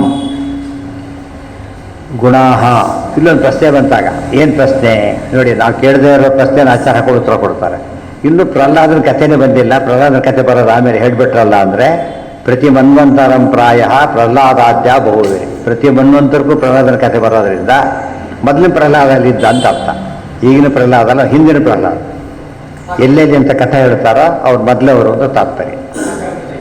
ಪ್ರತಿಮನ್ವಂತರಂ ಪ್ರಾಯ ಪ್ರಹ್ಲಾದಾದ್ಯ ಬಹುವಿರೇ ಇತಿ ಚ ಗ್ರಾಮಾನ್ ಪುರಃ ಪತ್ತನಾನಿ ದುರ್ಗಾಣಿ ವಿವಿಧಾನಿ ಚ ಘೋಷಾನ್ ಪ್ರಜಾಂಶ್ಚ ಶಿಬಿರಾನ್ ನಗರಾನ್ ಖೇಟ ಖರ್ವತಾನ್ ಗೋಷ್ಠಂ ಘೋಷ ಇತಿ ಪ್ರೋಕ್ತೋ ವ್ರಜಃ ತತ್ಪಾಲ ಸಂಸ್ಥಿತಿ ಇತ್ಯಭಿಧಾನಂ. ಆತ ವ್ಯವಸ್ಥೆ ಮಾಡಿದ, ಭಾಳ ಇಂಟ್ರೆಸ್ಟಿಂಗ್. ಪೊಲಿಟಿಕಲ್ ಸೈನ್ಸ್ ಓದೋದಕ್ಕಿದೆಲ್ಲ ಆತ ವ್ಯವಸ್ಥೆ ಮಾಡಿದ. ಡಿಸೆಂಟ್ರಲೈಸೇಷನ್ ಪವರ್ ಅಂತ ಕರೀತಾರೆ. ಡಿಸೆಂಟ್ರಲೈಸೇಷನ್ ಏನಂತ, ತಾಲೂಕು, ಡಿಸ್ಟ್ರಿಕ್ಟು, ಹೋಬಳಿ ಇವೆಲ್ಲ ಮಾಡಿದ್ರೆ ಏನಾಯ್ತು ಅಧಿಕಾರಕ್ಕೆ, ಗ್ರಾಮ ಪಂಚಾಯತ್ ಅಲ್ಲಿವರೆಗೂ ಕೂಡ ಅಲ್ಲಲ್ಲೇ ಕೆಲಸ ಮುಗಿಸ್ಕೊಂಡ್ಬಿಡ್ಬೋದು. ಇದು ಏನಾಗ್ತಿತ್ತು, ಪ್ರತಿ ಸತ್ಯ ಕೂಡ ಚೀಫ್ ಮಿನಿಸ್ಟರ್ ಸೈನ್ ಮಾಡೋಕೆ ಕುತ್ಕೊಂಡ್ಬಿಟ್ರೆ ಏನಾಗ್ತಿತ್ತು, ಡಿಸೆಂಟ್ರಲೈಸೇಷನ್. ಕೆಲಸ ಅಡಿಗೆವ್ರ ವಿಷಯ ನೋಡ್ಕೊಂಡು ಹೋಗ್ಬಿಡಿ, ಮುಗೀತು. ಇವ್ರಿಗೆ ಕೆಲಸ ಕೊಟ್ಬಿಡಿ. ಆ ಕೆಲಸ ಹಂಚಿಬಿಟ್ಟಾಗ ಏನಾಗುತ್ತಾಗ ಮಾಡೋ ಸುಲಭ ಆಗೋದು. ಆ ರೀತಿ ವ್ಯವಸ್ಥೆ ಫಸ್ಟ್ ಟೈಮ್ ಮಾಡಿದ್ದು ಯಾರು ಅಂದರೆ ಪೃಥ್ವಿ ಚಕ್ರವರ್ತಿ ಮಾಡಿದ ಅಂತ ಹೇಳ್ತಾರೆ. ಆಗಿನಿಂದ ಇವೆಲ್ಲ ಈ ಡೆವಲಪ್ಮೆಂಟ್ ಶುರುವಾಯಿತು, ಆಯಿತಾ. ಅಲ್ಲಿ ಕೆಲವು ಪದಗಳು ಬಂತು. ಗ್ರಾಮನ್ ಅರ್ಥ ಆಗುತ್ತೆ, ಪುರಃ ಅರ್ಥ ಆಗುತ್ತೆ, ಪತ್ತಣ, ದುರ್ಗ, ವಿವಿಧ ಅವೆಲ್ಲ ತಿಳಿಯುತ್ತೆ. ಘೋಷ ಒಂದು ಪದ ಅರ್ಥ ಆಗಲಿಲ್ಲ, ವ್ರಜ ಒಂದು ಅರ್ಥ ಆಗೋದಿಲ್ಲ. ಆಚಾರ ಅರ್ಥ ಹೇಳ್ತಾರೆ. ಯಾವುದೋ ಅರ್ಥ ಆಗ್ತಿದ್ದ ವಿಷಯ ಬೇರೆ. ಡಿಕ್ಷನರಿ ಏನು ಅರ್ಥ ಆಯ್ತು, ಡಿಕ್ಷನರಿ ಕೊಟ್ಟು ಏನು ಮಾಡಬೇಕು ಅವರಿಗೆ. ಒಂದು ಪದ ಡಿಫಿಕಲ್ಟಿ, ಪ್ರತಿ ಪದಕ್ಕೂ ಡಿಕ್ಷನರಿ ತೆಗೆದ್ರೆ ಎಂದು ಓದಬೇಕು ಅವನು. ಅಲ್ಲಿ ಹೇಳ್ತಾರೆ ಗೋಷ್ಠ ಒಂದು ಘೋಷ ಅಂತ ಬಂತು, ವ್ರಜ ಅಂತ ಬಂತು. ಗೋಷ್ಠ ಅಂದರೆ ಏನು, ಘೋಷ ಅಂದರೆ ಗೋಷ್ಠ, ಗೋವುಗಳು ಇಲ್ಲಿರುತ್ತಾ ಜಾಗಕ್ಕೆ ಏನಂತಾರೆ, ಗೋಶಾಲೆಗಳೆಲ್ಲ ಘೋಷಗಳು. ಆಮೇಲೆ ವ್ರಜ ಅಂದರೆ ಏನು, ತತ್ಪಾಲ ಸಂಸ್ಥಿತಿ, ಗೋಪರು ವಾಸ ಮಾಡೋ ಜಾಗಕ್ಕೆ ವ್ರಜ ಅಂತ ಕರೀತಾರೆ. ಜೈತಿ ತೇ ವ್ರಜಂ ಜನ್ಮನಾ ವ್ರಜ, ಗೊತ್ತಾ. ಜೈತಿ ತೇದಿಕಂ ಜನ್ಮನಾ ವ್ರಜ ಅಂದರೆ ಗೋಪಾಲಕರ ಇದನ್ನೆಲ್ಲ ಭಾಳ ಗೌರವ ಬಂದೋಯ್ತು ಅವತಾರ ಮಾಡಿದ್ದಕ್ಕೋಸ್ಕರ. ಕೃಷ್ಣ ಗೋಪಾಲಕರು ಸೇರಿದ್ದರಿಂದ ಗೋಪಾಲಕ್ಕೆ ಬೆಲೆ ಬಂದೋಯ್ತು. ಘೋಷ ಅಂತ ಹೇಳಿದಾಗ ಹಟ್ಟಿಗಳು ಅಂದರೆ ಗೋಗಳನ್ನೇ ನಿಲ್ಲಿಸೋ ಜಾಗಕ್ಕೆ ಏನಂತಾರೆ, ಗೋಷ್ಠ ಅಂತ ಕರೀತಾರೆ. ಆ ಗೋಪಾಲಕರು ವಾಸ ಮಾಡೋದಕ್ಕೆ ವ್ರಜ ಅಂತ ಕರೀತಾರೆ. ಇಷ್ಟು ವ್ಯತ್ಯಾಸ ಇದೆ. ಆಚಾರ್ಯ ಇಷ್ಟು ಹೇಳಿಬಿಟ್ರು. ಮತ್ತು ತಾತ್ಪರ್ಯದಲ್ಲಿ ಇದನ್ನು ಹೇಳಲಿಲ್ಲ. ಏನು ಘೋಷಯಾತ್ರೆಗೆ ಹೋದಾದರೆ ಅದನ್ನ ಅರ್ಥ ಹೇಳಲಿಲ್ಲ, ಇಲ್ಲ ಹೇಳಿದ್ದಾರೆ. ಈ ಘೋಷ ಅರ್ಥ ಹೇಳಿರೋದ್ರಿಂದ ಸೇರಿಸ್ಕೋಬೇಕಾದ್ರೆ. ಇಲ್ಲದ್ರೆ ಏನು ಘೋಷಯಾತ್ರೆ ಇದು, ಘೋಷ ಅಂದರೆ ಕೂಗೋದು, ಕಿರಿಚೋದು ಆ ರೀತಿ ಅರ್ಥ ಅಲ್ಲ. ಘೋಷಯಾತ್ರೆ ಅಂದರೆ ಇನ್ಸ್ಪೆಕ್ಷನ್ ಮಾಡೋಕ್ಕೆ ಹೋಗೋದು ರಾಜರು, ಇನ್ಸ್ಪೆಕ್ಷನ್ ಪ್ರೋಗ್ರಾಮ್. ಘೋಷ ಎಲ್ಲ ಹಟ್ಟಿಗಳಿಗೆ ಹೋಗ್ಬಿಟ್ಟು ಸರಿಯಾಗಿ ನೋಡ್ಕೋತಾ ಇದ್ದಾರೋ ಅಂತ ಹೇಳಬೇಕು. ಎಂಥ ದುರ್ಯೋಧನ ಅವನು, ಗೋಗ್ರಹಣ ಬೇಡವನು, ಅವರೇ ಗೋಗ್ರಹಣ ಮಾಡೋನು. ಅವನು ಹೊರಟಿದ್ದು ಘೋಷಯಾತ್ರೆ ಅಂತ ನೆಪ. ನಿಜವಾಗ್ಲೂ ಯಾಕೆ ಹೊರಟ, ಪಾಂಡವರಿಗೆ ತನ್ನ ಐಶ್ವರ್ಯ ತೋರಿಸಿ ಹೊಟ್ಟೆ ಉರಿಸ್ಬೇಕಂತ ಹೋದ, ತಾನೇ ಹೊಟ್ಟೆ ಉರಿಸ್ಕೊಂಡು ಬಂದ ವಾಪಸ್ಸು, ಗೊತ್ತಾಯ್ತಾ. ಅದು ಹೆಸರಿಗಷ್ಟೇ, ನಿಜವಾಗ್ಲೂ ಏನಾಗಿರಲಿಲ್ಲ. ಅದು ಗೋರಕ್ಷಣೆ ಪ್ರಶ್ನೆ ಅವನಿಗಿಲ್ಲ. ಗೋಗ್ರಹಣ ಮಾಡೋಣ ಅದೇನು ಕಲ್ಸರಿರ್ಬೇಕಿರೋ ಸಾಧ್ಯತೆ ಏನಿರಲಿಲ್ಲ. ಘೋಷಯಾತ್ರೆ. ಸೊ ಘೋಷ ಅನ್ನೋ ಪದಕ್ಕೆ ಅರ್ಥ ಇಲ್ಲಿದೆ, ಘೋಷಯಾತ್ರೆ ವಿಷಯ ಅಲ್ಲಿ ಬಂದಿದೆ. ಅದೆಲ್ಲ ತಿಳ್ಕೊಂಡ್ರೆ ಪಾರ್ಟ್ ಆಫ್ ದ ಡ್ಯೂಟಿ. ಸರಿಯಾಗಿ ನೋಡ್ತಾರೋ ಇಲ್ವೋ, ಅದು ಹೆಚ್ಚು ಕಡಿಮೆ ಆದರೆ ಕೊಟ್ಟಾಗ್ಬೋದು. ಮಹಾಪಾಪ ಬರುತ್ತೆ ಯಾವುದಕ್ಕೆ, ರಾಜ್ಯಕ್ಕೆ. ಅದನ್ನೆಲ್ಲ ಇನ್ಸ್ಪೆಕ್ಟ್ ಮಾಡೋದಕ್ಕೆ ಸಾಮಾನ್ಯ ವ್ಯವಸ್ಥೆ ಇಟ್ಬಿಟ್ಟಿರ್ತಾರೆ. ಒಮ್ಮೊಮ್ಮೆ ತಾನೇ ಹೋಗ್ತಾರೆ. ಇನ್ಸ್ಪೆಕ್ಷನ್ ವ್ಯವಸ್ಥೆ ಬೇರೆ ಇದ್ದರೂ ಕೂಡ ಅವ್ರ ಮೇಲವರು ಅವರೇ ಬರ್ಬೋದು. ಹಾಗೇನೆ ಅವ್ರ ಮೇಲೆ ಅವ್ರನ್ನೂ ಇನ್ಸ್ಪೆಕ್ಟ್ ಮಾಡೋಕ್ಕೆ ಬರ್ಬೋದು ಬೇಕಾದ್ರೆ ಅವರು.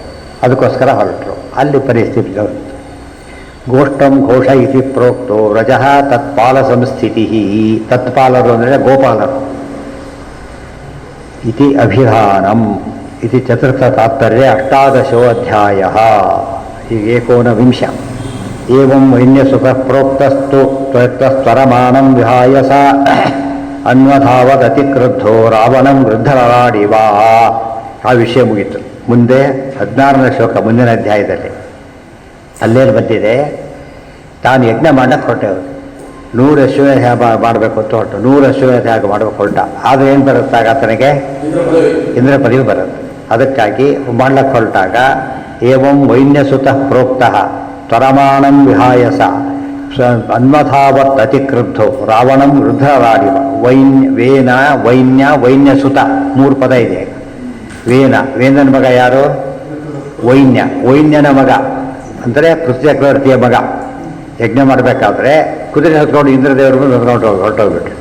ಗೊತ್ತಾಯ್ತಾ? ಕರ್ಕೊಂಡು ಮಗನ್ನೇ ಕಳಿಸಿರು. ಕುದುರೆ ಇಲ್ಲದೆ ಯಜ್ಞ ಮಾಡಕ್ಕೆ ಬರೋದಿಲ್ಲ. ಗೊತ್ತಾಯ್ತಾ? ಅದಕ್ಕಾಗಿ ಮತ್ತೆ ಹೋದಾಗ ಅದೇನಾಯ್ತಾಗ ಪ್ರೋಕ್ತಃ ತ್ವರಮಾಣಂ ವಿಹಾಯಸ. ಇಂದ್ರದೇವರು ಮುಂದೆ ಹೊರಟು ಆಕಾಶಕ್ಕೆ ಹಾರಿಬಿಟ್ರು. ಇದು ಬಿಡಲಿಲ್ಲ. ಅನ್ವಧಾವತ್ ಅತಿಕ್ರುದ್ಧ ರಾವಣಂ ರುದ್ರರಾಡಿವ. ರಾವಣನನ್ನು ಹಿಂಬಾಲಿಸಿ ಗೃದ್ರರಾಟ್, ಜಟಾಯು ಹೊರಟನಲ್ಲ ಹಾಗೆ ಹೊರಟರು ಅಂತ ಹೇಳ್ತಾರೆ. ಗೃದ್ರರಾಟ್. ಸೊ ರಾಮಾಯಣ ರೆಫರೆನ್ಸ್ ಬರುತ್ತೆ. ಇದು ವೆರಿ ಇಂಟ್ರೆಸ್ಟಿಂಗ್. ಯಾಕೆ ಭಾಗವತ್ ಹೇಳಿದ್ದು ಯಾವಾಗ ಇದನ್ನು? ಪರೀಕ್ಷಿತರಾಜನ ಕಾಲ. ಯಾವಾಗ ಹೇಳಿದ್ದು ಅದನ್ನು? ಮಹಾಭಾರತದ ಕೊನೆಯ ಭಾಗದಲ್ಲಿ ಹೇಳಿದ್ದು. ಆದರೆ ರಾಮಾಯಣ ರೆಫರೆನ್ಸ್ ಬರುತ್ತೆ. ರಾಮಾಯಣದಲ್ಲಿ ಮಹಾಭಾರತ ರೆಫರೆನ್ಸ್ ಬರೋದಿಲ್ಲ. ಮುಂದಾಗೋದು ಬರೋದಿಲ್ಲ ವಿಷಯ. ಆಗೋಗಿತ್ತು. ರಾವಣಂ ರುದ್ರರಾಡಿವ ಸೋ ಅಶ್ವಂ ರೂಪಂಚ ತದ್ಧಿತ್ವಾ. ಅಲ್ಲಿ ಯಾಕೆ ದೃಷ್ಟಾಂತ ಕೊಟ್ಟ? ದೃಷ್ಟಾಂತ ಅದನ್ನು ರಾವಣ ಏನು ಮಾಡಿದ, ತಾನು ಮೇಲಕ್ಕೆ ಹಾರಿದವನು. ವಿಚಿತ್ರ ಶಕ್ತಿ ಇತ್ತಲ್ಲ, ಪುಷ್ಪಕ ಬೇರೆ ಇದೆ. ಇವನು ಏನು ಮಾಡಿದ, ಬಿಡಲಿಲ್ಲ. ತಾನು ಹಾರಿದ. ರುದ್ರರಾಟ ಹಾರಕ್ಕೆ ಬರುತ್ತಲ್ಲ ಹೊದ್ದು ಕಡೆಗೆ, ತಾನು ಹಾರಿದ. ಆ ರೀತಿ ನೋಡೋದಕ್ಕೆ ಇಂದ್ರದೇವರು ದೇವತೆಗಳು ಪ್ರಶ್ನೆ ಬರಲಿಲ್ಲ. ಇವನು ಯಾಕೆ ಬಂತು ಅಂತ ಕೇಳಿದ್ರೆ ಆ ರೀತಿ ಶಕ್ತಿ ಇತ್ತು, ಹಾರಿದ ಅಂತಂತು. ರುದ್ರರಾಡಿವ ಸೋ ಅಶ್ವಂ ರೂಪಂಚ ತದ್ಧಿತ್ವಾ ತಸ್ಯ ತಸ್ಥಾವಂತರ್ಹಿತ ಸ್ವರಾಟ್ ಧೀರಃ ಸ್ವಪಶುಮಾದಾಯ ಪಿತುರ್ಯಜ್ಞಂ ಉಪೇಯಿವಾನ್. ತಕ್ಷಣ ಇಂದ್ರದೇವರು ಏನು ಮಾಡಿದರು? ಸೊ ಅಶ್ವಂ ರೂಪಂಚ ತದ್ಧಿತ್ವ. ಅಶ್ವರೂಪವನ್ನು ಬಿಟ್ಟು ಅವರು ನಿಜವಾದ ರೂಪದಲ್ಲಿ ಬಂದಿರಲಿಲ್ಲ. ಗೊತ್ತಾಯ್ತಾ? ಬೇರೆ ಬೇರೆ ರೂಪದಲ್ಲಿ ಬಂದಿದ್ರು. ಆ ಕುದುರೆನೂ ಅಲ್ಲೇ ಬಿಟ್ಬಿಟ್ರು. ಬಂದ ತಕ್ಷಣ ಆ ವೇಷನೂ ಅಲ್ಲೇ ತೆಗೆದು ಹಾಕಿಬಿಟ್ರು. ಗೊತ್ತಾಯ್ತಾ? ಕುದುರೆ ತೊಗೊಂಡು ವಾಪಸ್ ಬಂದಾಯ್ತು. ಅಡ್ಸ್ಕೊಂಡು ಮತ್ತೆ ಹೋಗಲಿಲ್ಲ. ತನ್ನ ಕೆಲಸ ಆಯ್ತಲ್ಲ. ಈಗ ಯಜ್ಞ ನಿಂತು ಹೋಗುತ್ತೆ. ವರ್ಷ ಅಲ್ಲಿ ಹೋಗ್ಬಿಟ್ರೆ ಆ ಕಡೆಗೆ ಯಜ್ಞ ನಿಂತು ಹೋಗ್ಬಿಡೋದು. ಯಾರು ಬಂದು ಪಿಪ್ಪಾಗಿಡ್ಬಾರ್ದು ಅಂತ ಓಡ್ಬಿಟ್ಟು ಪರೀಕ್ಷೆ ಹೋಗ್ಬಿಡುತ್ತೆ. ಆಮೇಲೆ ಗೊತ್ತಾಯ್ತಲ್ಲ, ಅವು ಏನು ಮಾಡಬೇಕಾಗ ಆಗ ಮೊದಲು ಕೆಲಸ ಮಾಡಬೇಕು ಯಾವಾಗ. ಅದಕ್ಕೆ ಯಜ್ಞಕ್ಕೋಸ್ಕರ ತಂದುಬಿಟ್ಟ. ಧೀರಃ ಸ್ವಪಶುಮಾದಾಯ. ಯಾವ ಪಶುವನ್ನು ಒಯ್ದಿದ್ರು ಎಲ್ಲ ಹಸು ಎಲ್ಲ ದನಕರುಗಳನ್ನು ಎಲ್ಲ ಬಂದೋಗುತ್ತೆ. ಕುದುರೆ ಗಿದರೆ ಎಲ್ಲ ಕೂಡ. ಪಿತುರ್ಯಜ್ಞಂ ಉಪೇಯಿವ ಅಂತ ಬಂದ. ದೇವಾಶಕ್ತಾಶ್ಚ ಮೋಹಾಯ ದರ್ಶಯೇಯುರಶಕ್ತವತ್ ಋಷೀಣಾಂ ಚೈವ ರಾಜ್ಞಾಂಚ ನಹಿತೇ ದೇವತಾ ಸಮಾಹ ಆಜ್ಞೆಯಾ ವಾ ಹರೇಃ ಕ್ವಾಪಿ ಕಾರ್ಯತೋ ವಾ ಕ್ವಚಿತ್ ಕ್ವಚಿತ್ ಇತಿ ಗಾರುಡೇ. ನಮ್ಮ ಕಥೆಗೇನು ಸಮಸ್ಯೆ ಬರಲಿಲ್ಲ, ತತ್ವಕ್ಕೊಂದು ಸಮಸ್ಯೆ ಬಂತು. ಇಂದ್ರದೇವರು ಅಷ್ಟು ದೊಡ್ಡವರು, ಇವನು ಪೃಥ್ವಿ ಚಕ್ರವರ್ತಿ ಕೂಡ ಅಲ್ಲ ಈತ, ಅದರ ಮಗ. ಆತನಿಗೆ ಸೋತು ಹೊಡೋಗ್ಬಿಟ್ರಲ್ಲ ಅವರು ಅಂತ ಪ್ರಶ್ನೆ ಬಂತು. ಇದು ಬಂದಿಲ್ಲ. ಅದು ದೇವರು ವಿಘ್ನ ಮಾಡಿದರು ಧ್ರುವರಾಜರಿಗೆ. ಅದ್ರ ಏನೂ ಆಗಲಿಲ್ಲ ಅಂದರೆ ಅವರು ಮೀರಿಸಿಬಿಟ್ಟ ಅಂತಲ್ಲ. ಅಲ್ಲ, ಅದು ಪರೀಕ್ಷೆ ಮಾಡಕ್ಕೆ ಮಾಡಿದರೆ ಹೊರತು ಏನಲ್ಲ. ಇವತ್ತು ಲೋಕದೊಳಗೆ ಕೂಡ ಅವನು ಫೇಲ್ ಮಾಡಬೇಕಂತ ಉದ್ದೇಶ ಇದ್ದರೆ ಮಾಡಲೇಬಹುದು. ಏನು ಮಾಡ್ತಾರೆ ಇವರು? ಏನಾಗಬೇಕಾದ್ರೆ ಕೇಳ್ತಾರೋ. ಆದರೆ ಬರೀ ಪರೀಕ್ಷೆ ಮಾಡೋದು ಅವನು ಸರಿ ತಿಳ್ಕೊಂಡಿದ್ದಾನೆ ಅಷ್ಟೇ. ಅವಾಗ ರ್ಯಾಂಕಿಂಗ್ ಬರುತ್ತೆ. ಇಲ್ಲವರ ರ್ಯಾಂಕ್ ಅಲ್ಲ, ಫೇಲ್ ಮಾಡಿ ಹಾಕ್ಬಿಡೋದು. ಅದು ಪರೀಕ್ಷಕರು ಏನಾಗಿರ್ಬೇಕಾಗ ನಿಷ್ಪಕ್ಷಪಾತವಾಗಿರಬೇಕು. ಅದು ಉದ್ದೇಶ ಕೆಟ್ಟದಿದ್ರೆ ಏನು ಮಾಡೋಕ್ಕೂ ಬರೋದು. ದೇವತೆಗಳು ಯಾಕೆ ಸೋತ ಮಾಡ್ತಾರೆ ಅದರ ಉದ್ದೇಶ ಏನಿದೆ? ಯೋಗ್ಯ ತೋರಿಸ್ಬೇಕಾಗಿದೆ ಅಷ್ಟೇ ಹೊರತು ಬೇರೆ ಲೆಕ್ಕಲ್ಲ. ಈ ಪ್ರಮೇಯ ಹಿಡಿದೇ ಹೋಗಿದ್ರೆ ತಾರತಮ್ಯ ದೇವ ಋಷಿ ಪಿತೃಪ ನರಾಹ ಇತಿ ಮುಕ್ತಾಸ್ತು ಪಂಚದ ಹೋಗ್ಬಿಡ್ತಾ ಇತ್ತು. ಸ್ವರಾಟ್ ಅಂದರೆ ಸ್ವರ್ಗಾಧಿಪತಿ ಇಂದ್ರ, ಅಂತರ್ಗತ ಮಾಯವಾದ. ದೇವಾಹ ಶಕ್ತಾಶ್ಚ ಮೋಹಾಯ ದರ್ಶೇಯೂರ ಶಕ್ತವತ್. ಹಸರಮೋಹನ ಅವರೂ ಮಾಡ್ತಾರೆ ದೇವತೆಗಳು ಕೂಡ. ತಪ್ಪು ಉಪವಾಸನೆ ಮಾಡ್ಕೊಂಡು ಹೋಗಲಿ, ಇಂದ್ರದೇವರು ಕಡಿಮೆ ಅಂತ ಅನ್ಕೊಳ್ಳಿ, ನಮ್ಮ ಗಂಟೆ ಅನ್ನೋದು. ಇವ್ರು ಅನ್ಕೊಂಡು ಮಾತ್ರ ಕಡಿಮೆ ಆಗ್ಬಿಡ್ತಾರೋ ಅವರು? ಆಗೋದಿಲ್ಲ. ಇಲ್ಲಿ ಮಿಸ್ಗೈಡ್ ಮಾಡ್ತಾರೆ. ಅದಕ್ಕೆ ಅವ್ರ ಭಕ್ತಿ ಮಾಡಿದರೆ ಏನು ಅನುಕೂಲ ಆಗುತ್ತೆ, ನಮಗೆ ಮಿಸ್ಗೈಡ್ ಮಾಡೋದಿಲ್ಲ. ನಮೋ ವಸ್ತಾತ್ವಿಕ ದೇವಾಹ ವಿಷ್ಣು ಭಕ್ತಿ ಪರಾಯಣ ಸರ್ವ ಹೇಳ್ತಾ ಇದ್ದರೆ ಒಳ್ಳೆ ರೀತಿಯಲ್ಲಿ ಪ್ರೇರೇಪಣೆ ಮಾಡ್ತಾರೆ. ಇಲ್ಲದೆ ಹೋದರೆ ಅವರು ಪ್ರೇರೇಪಣೆ ಅವನಿತಾರೆ ಮಾಡಬೇಕಾದೀಗ. ಒಳ್ಳೆ ಪ್ರೇರೇಪಣೆ ಪ್ರಾರ್ಥನೆ ಮಾಡಬೇಕು ಅವರು. ಸೋಶ್ವಂ ರೂಪಂಚ ತದ್ಧಿತ್ವ ತಸ್ಥೌ ಅಂತರ್ಹಿತ ಸ್ವರಾಟ್ ಧೀರ ಸ್ವಪಶುಮಾದಾಯ ಋಷೀಣಾಂಚೈವ ರಾಜ್ಞಾಂಚ ನಹಿತೇ ದೇವತಾ ಸವಾಹ. ಋಷಿಗಳಿಗೆ ಸ್ವತಂತ್ರ ಮಾಡಿದರೆ, ರಾಜರಿಗೆ ಸ್ವತಂತ್ರ ದೇವತೆಗಳೇ ಮಾಡಿದರೆ ಅದು ಮೋಹ. ಗೊತ್ತಾಯ್ತಾ? ಪರೀಕ್ಷೆ ಮೋಹ ಆಗಿರುತ್ತೆ ಹೊರತು ನಿಜವಾದ ಸೋಲು ಅವರಿಗೆ ಆಗಿರೋದಿಲ್ಲ. ಹೀಗೆ ಋಷಿಗಳು, ದೇವ ಋಷಿ, ಆಮೇಲೆ ಪಿತೃಪ ರಾಜ, ಕ್ರಮದಲ್ಲೇ ಹೇಳಿದ್ದಾರೆ. ಮೊದಲು ಋಷಿಗಳು, ಆಮೇಲೆ ರಾಜರು. ದೇವತಾ ಸಮಾನ ಅಲ್ಲ ಅವರು. ಕಕ್ಷೆಯಲ್ಲಿ ಟೋಟಲಿ ಡಿಫರೆಂಟ್ ಆದ್ದರಿಂದ ಸ್ವತಂತ್ರ ಮಾಡಿದರೆ ಉತ್ತರ ಇಷ್ಟೇ. ಆಜ್ಞೆಯಾವ ಹರೇ ಕ್ವಾಪಿ, ಕೆಲವು ದೇವರು ಹೇಳಿರ್ತಾರೆ ಮಾಡಿ ಸ್ವತಂತ್ರ ಮಾಡಿ ಅಂತ ಹೇಳಿರ್ತಾರೆ. ತಂಚರುದ್ರ ಮಹಾಬಾಹೋ ಮೋಹಶಾಸ್ತ್ರಾಣಿ ಕಾರ್ಯ ಇದ್ದಾಗೆ ದೇವರು ಅಪ್ಪಣೆ ಮಾಡಿರ್ತಾರೆ. ಎರಡನೇ ಕೇಸು. ಮೂರನೇ ಕೇಸು ಅಂದ್ರೇನು? ಕಾರ್ಯತೋವ, ಏನೋ ಒಂದು ಕೆಲಸ ಆಗಬೇಕಾಗಿರುತ್ತೆ, ಹಾಗೆ ಮಾಡ್ತಾರೆ. ವಾ ಕ್ವಚಿತ್ ಕ್ವಚಿತ್ ಇತಿ ಗಾರುಡೆ. ಮೂರು ಕಾರಣ ಇಟ್ಕೊಂಡು ಹೇಳಿದಾಗ ಇಂಥ ಎಲ್ಲ ಪ್ರಶ್ನೆಗೆ ಉತ್ತರ ಬಂದುಬಿಡತ್ತೆ. ಯಾವ ಪುರಾಣದಿಂದ ವಿಷಯ ಬಂದಿದ್ದರೂ ಕೂಡ ಭಾಗವತ ತಾತ್ಪರ್ಯ ಏನದು? ಅದು ಉತ್ತರ. ಪ್ರಣಿಪಾತಾದಿಕಂ ದೇವೈ ಋಷ್ಯಾದಿಷು ಜನಾರ್ದನೆ ಕ್ರಿಯತೆ ಅತೋ ನತೇಷಾಂ ಹಿ ತೇಜೋಭಂಗ ಕಥಂಚನ ಅತ್ಯುತ್ತಮಾನಾಮವರೆ ತೇಜೋಭಂಗೋ ನ ವಿದ್ಯತೆ ಯಥಾ ನರಾಣಾಂ ತಿರ್ಯಕ್ಷು ಪ್ರಾಯಃ ಸಾಮ್ಯೇ ಹಿ ತದ್ ಚ ಸ್ಮೃತಃ ಇತಿ ಸ್ಕಾಂದೇ. ಒಂದು ಕಡೆ ಬಂದರೆ ವಿಷಯ ಸುರಿವಣೆ ಮಾಡಿಬಿಡ್ತಾರೆ. ಅದಿಷ್ಟು ನೋಡಬೇಕೀಗ. ಅದೇ ರೀತಿಯೇ ಪ್ರಣಿಪಾತಾದಿಕಂ ದೇವೈ ಋಷ್ಯಾದಿಷು ಜನಾರ್ದನೆ. ಪ್ರಣಿಪಾತ ದೇವತೆಗಳು ಋಷಿಗಳು ನಮಸ್ಕಾರವನ್ನು ಮಾಡ್ತಾರೆ ಅಂತ ತಿಳ್ಕೊಳ್ಳಿ. ಅವರು ದೊಡ್ಡ ದೇವತೆಗಳು ಋಷಿಗಳು ನಮಸ್ಕಾರವನ್ನು ಮಾಡ್ತಾರೆ. ಯಾತಕ್ಕೆ? ಜನಾರ್ದನೆ ಕ್ರಿಯತೆ, ಅಂತರ್ಯಾಮಿ ಪರಮಾತ್ಮನೇ ಮಾಡ್ತಾರೆ ಹೊರತು ಅವರಿಗೆ ಮಾಡೋದಿಲ್ಲ. ಆಯಿತಾ? ಎರಡನೇದು ನತೇಷಾಂಹಿ ತೇಜೋಭಂಗ, ಅದರಿಂದ ತೇಜೋಭಂಗ ಆಗೋದಿಲ್ಲ. ಗೊತ್ತಾಯ್ತಾ? ದೊಡ್ಡವರು ಚಿಕ್ಕವರು ನಮಸ್ಕಾರ ಮಾಡಿದರೆ ಏನಾಗುತ್ತೆ? ಅದು ಯಾರಿಗೆ ಅವಮಾನ ಆಗೋದು? ದೊಡ್ಡವ್ರಿಗೆ ಅವಮಾನ ಆಯ್ತು. ಈಗ ಸಾರಿ ಕೇಳು ಅಂದ್ಬಿಟ್ರೆ ಒಬ್ಬರು ಏನು ಮಾಡ್ತಾರಾಗ? ಸಾರಿ ಅಂತ ಕೇಳಿಬಿಟ್ರೆ ತೇಜೋಭಂಗ ಆಗಲಿಲ್ಲ ಅವನಿಗೀಗ. ದೇವತೆಗಳು ದೊಡ್ಡವರು, ಇಲ್ಲಿ ಕ್ಷಮಾಯಾಚನೆ ಮಾಡಿಬಿಟ್ರೆ ಓದಿ ತಪ್ಪಾಯಿತು ಅಂತ ಕೇಳ್ಬಿಟ್ರೆ ಏನಾಗುತ್ತಾಗ? ತೇಜೋಭಂಗ ಆಗಬೇಕು. ಅದಕ್ಕೆ ಹೇಳ್ತಾರೆ ಆಗೋದಿಲ್ಲ. ಯಾವಾಗಲೂ ಕೂಡ ತೇಜೋಭಂಗ ಆಗೋದು ಸಮರಲ್ಲಿ ಪ್ರಸಂಗ ನಡೆದಾಗ ಆಗತ್ತೆ. ಎ ಬಿ ಇದ್ದಾರೆ, ಇಬ್ಬರು ಈಕ್ವಲ್. ಒಬ್ಬನ ತಲೆ ಬಾಗಿಸ್ತಾ ಇದ್ರೆ ಅವ್ನು ತೇಜಸ್ಸು ಹೋಯ್ತು. ಆದರೆ ತುಂಬ ದೊಡ್ಡವರು ತುಂಬ ಕಡಿಮೆ ನಮಸ್ಕಾರ ಮಾಡಿದರೆ ತೇಜೋಭಂಗ ಆಗೋದಿಲ್ಲ. ಗೊತ್ತಾಯ್ತು? ಆಬ್ವಿಯಸ್ ಅಂತೀವಲ್ಲ, ಅವ್ರು ಪ್ರೂವ್ ಆಗಿಬಿಟ್ಟಿದೆ ದೊಡ್ಡವರು ಅಂತೇಳಿ. ತೇಜೋಭಂಗ ಆಗೋದಿಲ್ಲ. ಸಮರಲ್ಲಿ ಮಾತ್ರ ಒಬ್ಬರು ತಲೆ ಬಾಗಿಸ್ತಾ ಅಂದರೆ ಸೋತ, ತೇಜೋಭಂಗ ಆಯ್ತು ಅವನು. ಸೂಕ್ಷ್ಮ ಯಾವಾಗ?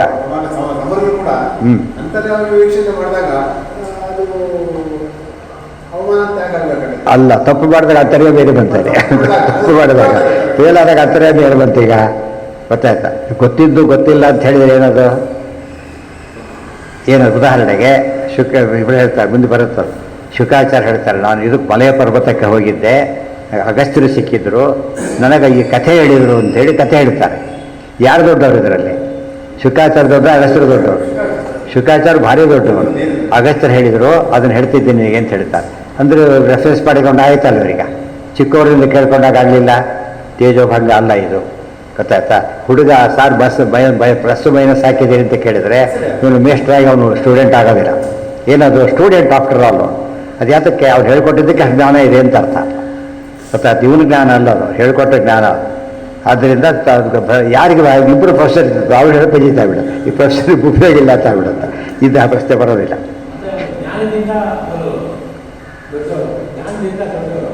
ಜ್ಞಾನದಿಂದ ಅಧಿಕಾರ ದೊಡ್ಡವರೇನಾದ್ರು ಚಿಕ್ಕವರು ನಮಸ್ಕಾರ ಮಾಡಿಬಿಟ್ರೆ ಏನಲ್ಲ ಅದು? ತೇಜೋಭಂಗ. ಸುಮ್ಮನೆ ನಮಸ್ಕಾರ ಮಾಡಿದೆ ತೇಜೋಭಂಗ. ಅಲಂಕಾರ ಕುಡಿಸಿದ್ರು ಮಾಡಿದೆ ತೇಜೋಭಂಗ ಅಲ್ಲ ಅದು. ಯಾಕೆ? ಅವನು ಆಗದಿದ್ದವನು ಬೇರೆ ಯಾರು ಕೂಡಿಸಿರೋದು. ಆದರೂ ಕೂಡ ಆವಾಹನ ಮಾಡಿದ್ದಾರೆ. ಏನು ಮಾಡ್ತಾನಾಗ? ಮಾಡ್ತಾ. ದೋಷ ಇಲ್ಲ. ಯಾಕೆ? ಬಾರಿದ ಅಧಿಷ್ಠಾನ ಅರ್ಥ ಹೊರತು ವ್ಯಕ್ತಿ ಬೇರೆ ಅಲ್ಲಿರೋದು. ಸೊ ಅಧಿಷ್ಠಾನಕ್ಕೆ ಮಾಡಿದಾಗಲೂ ಕೂಡ ಅತ್ಯುತ್ತಮರು ಮಾಡಿದಾಗ ಚಿಕ್ಕವರಿಗೆ ಮಾಡಿದ್ರೆ ಏನು ದೋಷ ಬರೋದಿಲ್ಲ.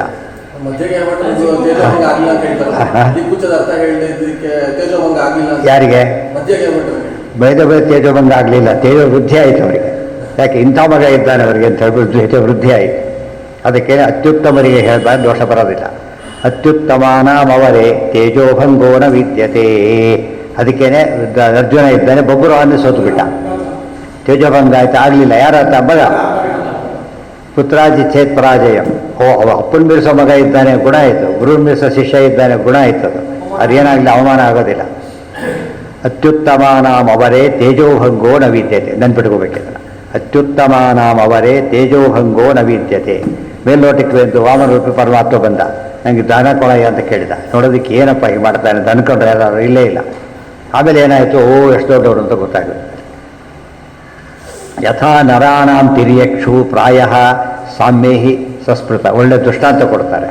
ಈಗೇನು ಮಾಡ್ತಾರೆ, ಹಸುಗಳಿಗೆ ನಮಸ್ಕಾರ ಮಾಡ್ತಾರೆ ಪ್ರದಕ್ಷಿಣೆ ಆಗಿಬಿಟ್ಟು. ಹಸುವಿಗೆ 10 ವರ್ಷದಿಂದ ದೊಡ್ಡವನಾಗಿದ್ದರೆ ರಾಜ ಮಹಾರಾಜ ಸಾಷ್ಟಾಗ ನಮಸ್ಕಾರ ಮಾಡ್ತಾರೆ ಹಸುಗಳಿಗೆ. ಅರ್ಥ ಆಯ್ತಾ? ಏನೋ ತೇಜೋಭಂಗ ಆಗುತ್ತೆ ಅದರಲ್ಲಿ, ಆಗೋದೇ. ಒಬ್ಬ ಚಿಕ್ಕ ಹುಡುಗ ಷಷ್ಠಿ, ಸುಬ್ರಹ್ಮಣ್ಯ ಷಷ್ಠಿ ಕುಡಿಸ್ಬಿಟ್ಟು ನಮಸ್ಕಾರ ಮಾಡ್ತಾರೆ, ಏನಾಗಲಿಲ್ಲ, ಅದು ತೇಜೋಭಂಗ ಆಗಲಿಲ್ಲ. ಆದರೆ ಇಬ್ಬರು ಪಂಡಿತ ನಮಸ್ಕಾರ ಕತೆ ಮುಗಿತು ಲೆಕ್ಕ, ಅವನಿಗೆ ಮರ್ಯಾದೆ ಹೋದಾಗ ಲೆಕ್ಕ ಆಗ್ಬಿಡುತ್ತೆ. ಅದಕ್ಕೆ ಪ್ರಾಯ ಸಾಮ್ಯೇಹಿ ಸಂಸ್ಕೃತಃ. ತೇಜೋಭಂಗದ ಪ್ರಶ್ನೆ ಬರೋದು ಸಮಾನರಲ್ಲೇ ಹೊರತು ದೊಡ್ಡವ್ರದ್ದು ಡಿಸೈಡ್ ಆದವ್ರ ಬಗ್ಗೆ ಅಲ್ಲ, ಚಿಕ್ಕವರು ಡಿಸೈಡ್ ಆದವ್ರ ಬಗ್ಗೆನೂ ಅಲ್ಲ. ಇವೆಷ್ಟು ಸೂಕ್ಷ್ಮ ವಿಚಾರಗಳು. ಇದೊಂದು ದೊಡ್ಡ ಟಾಪಿಕ್ ಆಗುತ್ತೆ, ಗೊತ್ತಾಯ್ತಾ? ಮತ್ತೆ ಒಂದು ಕಡೆ ಸೇರಿಸ್ಬಿಡ್ತಾರೆ ಆಚಾರ್ಯ. ಸರ್ವ ಮೂಲ ಎಲ್ಲ ಬಿಡಿಸಿ ಹೇಳೋದಕ್ಕೆ ಹೋಗೋದಿಲ್ಲ. ಆ ದೃಷ್ಟಿಯಲ್ಲಿ ಉಪಯೋಗ ಮಾಡಿಕೊಂಡ್ರೆ ಗೊತ್ತಾಗಬೇಕು ವಿಶೇಷ ಏನು ಅಂತ. ಅಡುಗೆ ಮನೆಗೆ ಹೋದ ಕಾಲಕ್ಕೆ ಅಡುಗೆ ಫಸ್ಟ್ ಟೈಮ್ ಶುರು ಮಾಡಿಬಿಟ್ರೆ ಏನು ಎಲ್ಲಿದೆ ಗೊತ್ತೇ ಇರೋದಿಲ್ಲ ಅವರಿಗೆ, ಹೌದಲ್ಲ? ಎಲ್ಲೆಲ್ಲೋ ತೊಗೊಂಡ್ಬಿಡ್ತಾರೆ. ದಿವಸ ಮಾಡೋರಿಗೆ ಟಕ ತೆಗೆದು ಹಾಕಿಬಿಡ್ತಾರೆ. ಉಳಿದವರಿಗಾದರೆ ಬೆಳಗಿನ ಬೆಳೆಯೋರು ಹಾಕಿಬಿಟ್ರೆ ಕತೆ ಮುಗೀತದೆ. ಯಾವುದೋ ಆಗಿರ್ಬೋದು, ಏನೋ ಹಾಕಿಬಿಟ್ರೆ ಮುಗೀತದೆ, ಕೆಟ್ಟೋಗ್ಬಿಡೋದು. ಅದಕ್ಕೇನು ಬೇಕು, ಅದಕ್ಕೆಲ್ಲ ಬಳಕೆ ಇರಬೇಕು. ಆಯಾ ಶಾಸ್ತ್ರದ ಬಳಕೆ ಇದ್ದವ್ರಿಗೆ ಏನಾಗೋದಿಲ್ಲ, ಮಿಸ್ಟೇಕ್ ಆಗೋದು. ಇದು ಏನು ಕೈ ಇದ್ದವ್ರು ಪರೀಕ್ಷೆ ಮಾಡಿ ಹಾಳು ಮಾಡಿಬಿಡ್ತಾರೆ. ಕತೆ ಹಿಂದೆಲ್ಲ ನೋಡಿರ್ಬೇಕು, ಇತ್ತೀಚೆಗೆಲ್ಲ. ಹಿಂದೆ ಒಬ್ಬ ತಾಯಿ ಪಾಪ, ಅವಳು ಮಗಳಿಗೆ ಮದುವೆ ಗೊತ್ತಾಯ್ತು. ಅಡಿಯೋ ತಲ್ಲೆವು ಅಂತ ಹೇಳಿದ್ದಾರೆ. ಔಷಧಿ ಕೊಡ್ತೀರಿ ಅಂತ ಕೊಟ್ಟಿದ್ದಾರೆ, ಸತ್ತೋಗ್ಬಿಟ್ಟಿದ್ದಾರೆ. ಅದು ಇಲಿ ಭಾಷಾಡ ಯಾವುದೋ ಒಂದು ಎಲ್ಲಿ ಇಟ್ಬಿಟ್ಟಿದ್ದಾರೆ. ಅದಕ್ಕೆ ಅಲ್ಲಿ ಹುಷಾರಿ ದೂರ ಇಡಿ ಅಂತ ಹೇಳಿರ್ತಾರೆ. ಇಂಥವೆಲ್ಲ 10 ಮಕ್ಕಳು ಸಿಗುವಾಗ ಇಡಬೇಡಿ ಅಂತ ಹೇಳಿರ್ತಾರೆ. ಅರ್ಜಿ ಕೊಟ್ಬಿಟ್ರು ದೊಡ್ಡ ಸತ್ಯ ಹೋಗ್ಬಿಟ್ಟು. ಅದು ಎಷ್ಟು ಉದ್ದೇಶಪೂರ್ವಕ ಮಾಡಿದ್ದಲ್ಲ, ಅದು ಭ್ರಮೆ. ನೋಡಿ, ಕೊಲ್ಲದಾಗಲಿಲ್ಲ. ಈಗ ಅದಕ್ಕಿಂತ ಗ್ರಂಥಕ್ಕೆಲ್ಲ ಅಪಾರ್ಥ ಮಾಡಿಬಿಟ್ರೆ ಅದು ಸೂಯಿಸೈಡಲ್ ಆಗುತ್ತೆ, ಗೊತ್ತಾಗ. ಅದೇ ವಿಷಯ ಗೊತ್ತಿಲ್ಲ ಅಂದ್ಬಿಡಬೇಕಂತ ಏನು ಮಾಡಬೇಕಾಗ? ಯಾವುದೋ ಪುಡಿ ಬೆಳಗಿರುತ್ತಲ್ಲ, ಅದನ್ನು ತಿನ್ನೋರಿಗೆ ಕೆಲವು ಗೊತ್ತು ಕೂಡ ಆಗೋದಿಲ್ಲ. ಮೋಸ ಹಿಂದೆಲ್ಲ ಅಂತದ್ದು ರಿಪೋರ್ಟ್ ಕೂಡ ಆಗಿದೆ, ಪೇಪರೆಲ್ಲ ಅಂತವಲ್ಲ ಬೇಕಾ ಅಷ್ಟು ಬಂದಿದೆ. ಅದಕ್ಕೇನೆ ಇಂಥ ವಿಷಯಗಳನ್ನು ಹುಷಾರಾಗಿ ಓದಿ ಅಂತ ಮತ್ತೆ ಮತ್ತೆ ಹೇಳ್ತಾರೆ. ತಥಾ ನರಾಣಾಂ ಯಥಾ ನರಾಣಾಂ ತಿರ್ಯಕ್ಷು. ತಿರ್ಯಕ್ಷು ಅಂದ್ರೇನು? ಪಶು ಪಕ್ಷಿಗಳೆಲ್ಲ ಏನೋ ತಿರಿಯ ಪ್ರಾಣಿಗಳು, ಅದರಲ್ಲಿ ತೇಜೋಭಂಗ ಆಗೋದಿಲ್ಲ. ಪ್ರಾಯ ಸಾಮ್ಯೇಹಿ ಸಂಸ್ಕೃತ. ತೇಜೋಭಂಗ ಆಗೋದು ಯಾರಲ್ಲಿ? ಅದಕ್ಕೇನೆ ಎಷ್ಟು ಚೆನ್ನಾಗಿದೆ, ಸರಿ ಅರ್ಥ ಮಾಡಿಕೊಂಡು ಗೊತ್ತಾಗುತ್ತೆ. ನಾನು ಎಲ್ಲ ದಿಗ್ವಿಜಯ ನಾನೇ ಮಾಡ್ತೇನೆ ರಾಶಿ ಆಗಕ್ಕೆ ಅಂತ ಹೇಳಿ ಕಾಲಕ್ಕೆ ಅಂತೇಳಿ ಅರ್ಜುನ ಹೇಳಿದ. ತಕ್ಷಣ ವೇದವ್ಯಾಸ ಹೇಳಿದರು. ಮೊದಲೇನು ಹೇಳಿದರು? ಇಲ್ಲ, ಎಲ್ಲರಿಗೂ ಪುಣ್ಯ ಬರಬೇಕಲ್ಲ, ಒಬ್ಬನೇ ಹೋಗಬೇಡ, ನೀನು ಒಂದಕ್ಕೆ ಹೋಗಿ ಸಾಕು ಅಂತ ಹೇಳಿದರು. ಆಮೇಲೆ ಹೇಳಿದರು, ಹೇಳೋ ರೀತಿಯಲ್ಲಿ ತೋರಿಸ್ತಾರೆ. ಮೊದಲೇ ಹೇಳಿಬಿಟ್ರೆ ಏನಾಗುತ್ತೆ ಗೊತ್ತಾ, ಎದುರು ವಾದಿಸ್ತಾರೆ ಅಂತಾಗುತ್ತೆ. ಆ ಥರ ಬೇಡ. ಆಮೇಲೆ ನಿಧಾನ ಹೇಳ್ತಾರೆ, ನೋಡು ನೀನೀಗ ಹೋಗ್ತಿ, ಪೂರ್ವ ದಿಕ್ಕಲ್ಲಿ ಕರ್ಣ ಇದ್ದಾನೆ, ಕರೆಕ್ಟ್. ಇವತ್ತು ಜಾಗ್ರತೆ ಕರೆಕ್ಟ್. ಅದು ಇಂದ್ರಪ್ರಸ್ಥದಿಂದ ಪೂರ್ವಕ್ಕೆ ಇರೋದು. ಕರ್ಣನ ಗೆಲ್ಲಬೇಕು ಹೋದೆ, ಕರ್ಣ ನಿನ್ನ ಕೊಡೋದಿಲ್ಲ, ನೀನು ಸೋಡೋದಿಲ್ಲ ಕರ್ಣ. ಯಾಕೆ ಸಮ ಅಂತ ಸುರುಡಿ ಬಂದುಬಿಟ್ಟಿದೆ, ಅರ್ಜುನ ಪಾರ್ಥ ಇಬ್ಬರು ಸಮ ಅಂತ ಪ್ರಸಿದ್ಧಿ ಬಂದುಬಿಟ್ಟಿದೆ. ನಿನಗೆ ಕಲವ ಕೊಡೋದಿಲ್ಲ. ಎಲ್ಲಿವರೆಗೂ ಕೊಡೋದಿಲ್ಲ? ಫೈನಲ್ ಇದ್ದಾಗ ಡೂ ಆರ್ ಡೈ ಅಷ್ಟೇ. ಭೀಮ ಹೋಗಲಿ ಕೊಟ್ಟೆ ಬಿಡ್ತಾರೆ. ಅದಕ್ಕೆ ಭಾರಿ ಬೇರೆ ಅಂತ ಗೊತ್ತಿರೋದಕ್ಕೆ ತೇಜೋಭಂಗ ಆಗೋದಿಲ್ಲ. ನಿನಗೆ ಕೊಟ್ಟರೆ ತೇಜೋಭಂಗ ಆಗೋದಿಲ್ಲ. ಯಾಕೆ ದೊಡ್ಡವ್ರಿಗೆ ಕೊಟ್ಟರೆ ಅವರಿಗೆ ನಮಸ್ಕಾರ ಮಾಡಿ, ಇವ್ರಿಗೆ ಮಾಡೋದಿಲ್ಲ, ಅವ್ರಿಗೆ ಮಾಡ್ತೀರಿ ಅಂತಾರಲ್ಲ. ಹಾಗೆ ನೋಡಿ, ರಾಜಕ್ಕೆ ಇದನ್ನು ಅಲ್ಲಿ ಹೇಳಿಲ್ಲ ಅಂತ ಇಲ್ಲಿ ತಗೋಬೇಕೀಗ. ತೇಜೋಭಂಗ ಹೇಗಾಗತ್ತೆ ಅಂದರೆ ಯಾವಾಗಲೂ ಕೂಡ ಭಾರಿ ದೊಡ್ಡವರು ಭಾರಿ ಚಿಕ್ಕವರಿಗೆ ನಮಸ್ಕಾರ ಮಾಡೋದಕ್ಕೆ ಯೋಚನೆ ಇಲ್ಲ, ಚಿಕ್ಕವರು ಭಾರಿ ದೊಡ್ಡ ಮಾಡೋಕ್ಕೂ ಯೋಚನೆ ಇಲ್ಲ. ಸಮರಾದ ಮಾತ್ರ ಶುರುವಾಗುತ್ತೆ. ಆ ತೀರ್ಥ ಬಿಟ್ಟೋಗ್ಬಿಡ್ತಾರೆ, ಹೊರಗೆ ಹೋಗ್ಬಿಡ್ತಾರೆ ಅಷ್ಟೇ ಜನ. ನಂಗೆ ತೀರ್ಥ ಕೊಡಲಿಲ್ಲ ಅಂತ ಹೇಳಿಬಿಟ್ಟು ಕೋರ್ಟ್ ಕೇಸ್ ಆಗಿದೆ. ಅದಕ್ಕೆಲ್ಲ ಗೊತ್ತಾಯ್ತಾ? ಕೋರ್ಟ್ ಕೇಸ್ ನಮಗೆ ತೀರ್ಥ ಅವಮಾನ ಮಾಡಿಬಿಟ್ರು ಅಂತೇಳಿ ಅವ್ರು ಜಡ್ಜ್ ತಲೆ ಕೆಟ್ಟೋಗಿದೆ. ಅದಕ್ಕೆ ವಾಟ್ ಈಸ್ ದಿಸ್ ತೀರ್ಥ ಅಂತ ಅಂತೀರಿ ಪಾಪ, ಗೊತ್ತಿಲ್ಲ, ಗೊತ್ತಿಲ್ಲ. ಪ್ರಾಯೇಣ ಸಜ್ಜತೆ ಭ್ರಾಂತ್ಯ ಪೇಶರೇಷು ಚ ವಾಗ್ಮಿಷು ಧರ್ಮ ಇತ್ಯುಪಧರ್ಮೇಷು ನಗ್ನರಕ್ತ ಪಟಾದಿಷು ಪ್ರಾಯೇಣ ಸಜ್ಜತೆ ಪ್ರಾಂಧ್ಯ ಪೇಶರೇಷು ಚ ವಾಗ್ಮಿಷು ಧರ್ಮೋಪಗಸ್ತಧರ್ಮೋತ ಅಧರ್ಮೋತ ಉಪಧರ್ಮಸ್ಸ ಉಚ್ಯತೆ ಇತಿ ಹರಿವಂಶೇ. ಆ ವಿಷಯ ನಾಳೆ ನೋಡಿ, ಇನ್ನು ಸ್ವಲ್ಪ ಇದೆ ಅದು ಎಕ್ಸ್ಪ್ಲೇನ್ ಮಾಡೋದಕ್ಕೆ ನಾಳೆ. ಇದೆಲ್ಲ ನೋಡ್ತಾ ಹೋದರೆ ಎಷ್ಟು ವಿಷಯ ಹೇಳ್ತಾರೆ ಎಂಬುದು ಗೊತ್ತಾಗೋದಾಗ, ಎಷ್ಟು ಪ್ರಮೇಯಗಳು ಸುರಿಮಳೆ ಇದೆಲ್ಲ ಓದ್ದೇ ಇದ್ದು ಅಷ್ಟು ಮಿಸ್ ಆಗಿಬಿಡುತ್ತೆ. ಭಾಗವತ ತಾತ್ಪರ್ಯದ ಅತಿ ಹೆಚ್ಚು ಪ್ರಮೇಯ ಹೇಳಿರೋದು ಪ್ರಮೇಯ ಕೊಟೇಶನ್ ಕೊಟ್ಟು ಇಲ್ಲಿ, ಪ್ರೂಫ್ ಎಲ್ಲ ಇಲ್ಲಿ, ತಾತ್ಪರ್ಯದಲ್ಲಿ ವಿಷಯ ಬಂದಿದೆ. ಎರಡು ಜೊತೆಗೆ ಓದ್ಬಿಟ್ರೆ ಏನಾಗುತ್ತಾಗ ಸಮಗ್ರ ಜ್ಞಾನ ಬರುತ್ತೆ. ಉಪನಿಷತ್ ಭಾಷೆಗಳಲ್ಲಿ ಬೃಹತ್ ಭಾಷೆ, ಚಾಂದೋಗ್ಯ ಭಾಷೆ, ಐತರೇಯ ಭಾಷೆದಲ್ಲೂ ಕೂಡ ಭಾರಿ ಪ್ರಮೇಯಗಳು. ಪ್ರಮೇಯ ಇಲ್ಲದೆ ಅದು ಎಲ್ಲರೂ ಬರೆಯೋದಿಲ್ಲ, ಸುಮ್ಮನೆ ಬರೆಯೋ ಅಭ್ಯಾಸ ಇಲ್ಲ ಆಚಾರ್ಯ, ಅವ್ರು ಬರೆಯೋಕ್ಕೆ ಸಾಧ್ಯ ಇಲ್ಲ. ಒಂದು ಮಾತಿದೆ, ಪ್ರಲಾಪಸ್ಯ ಚ ವರ್ಜನೆ ಭೀಮಸೇನ ಸಮೋ ನಾಸ್ತಿ. ಪ್ರಲಾಪ ಅಂದ್ರೇನು? ಅನರ್ಥಕಂ ವಚ, ಹರಟೆ. ಅದು ಎಂದೂ ಮಾಡೋದೇ ಇಲ್ಲ. ಏನು ಬರೆದ್ರೆ ಏನೋ ಭಾರಿ ವಿಷಯ ಇರಬೇಕು ಅಂತಾನೆ ಅರ್ಥ ಹೊರತು ಯಾರೋ ಕೊಟ್ಟಿದ್ದು ಸಾಮಾನ್ಯ ಇರೋದಿಲ್ಲ ಅಂತ ಅನ್ಕೋತಾರಲ್ಲ, ಹಾಗೆ ಗೊತ್ತಾಯ್ತಾ? ಏನೋ ಇರಬೇಕು.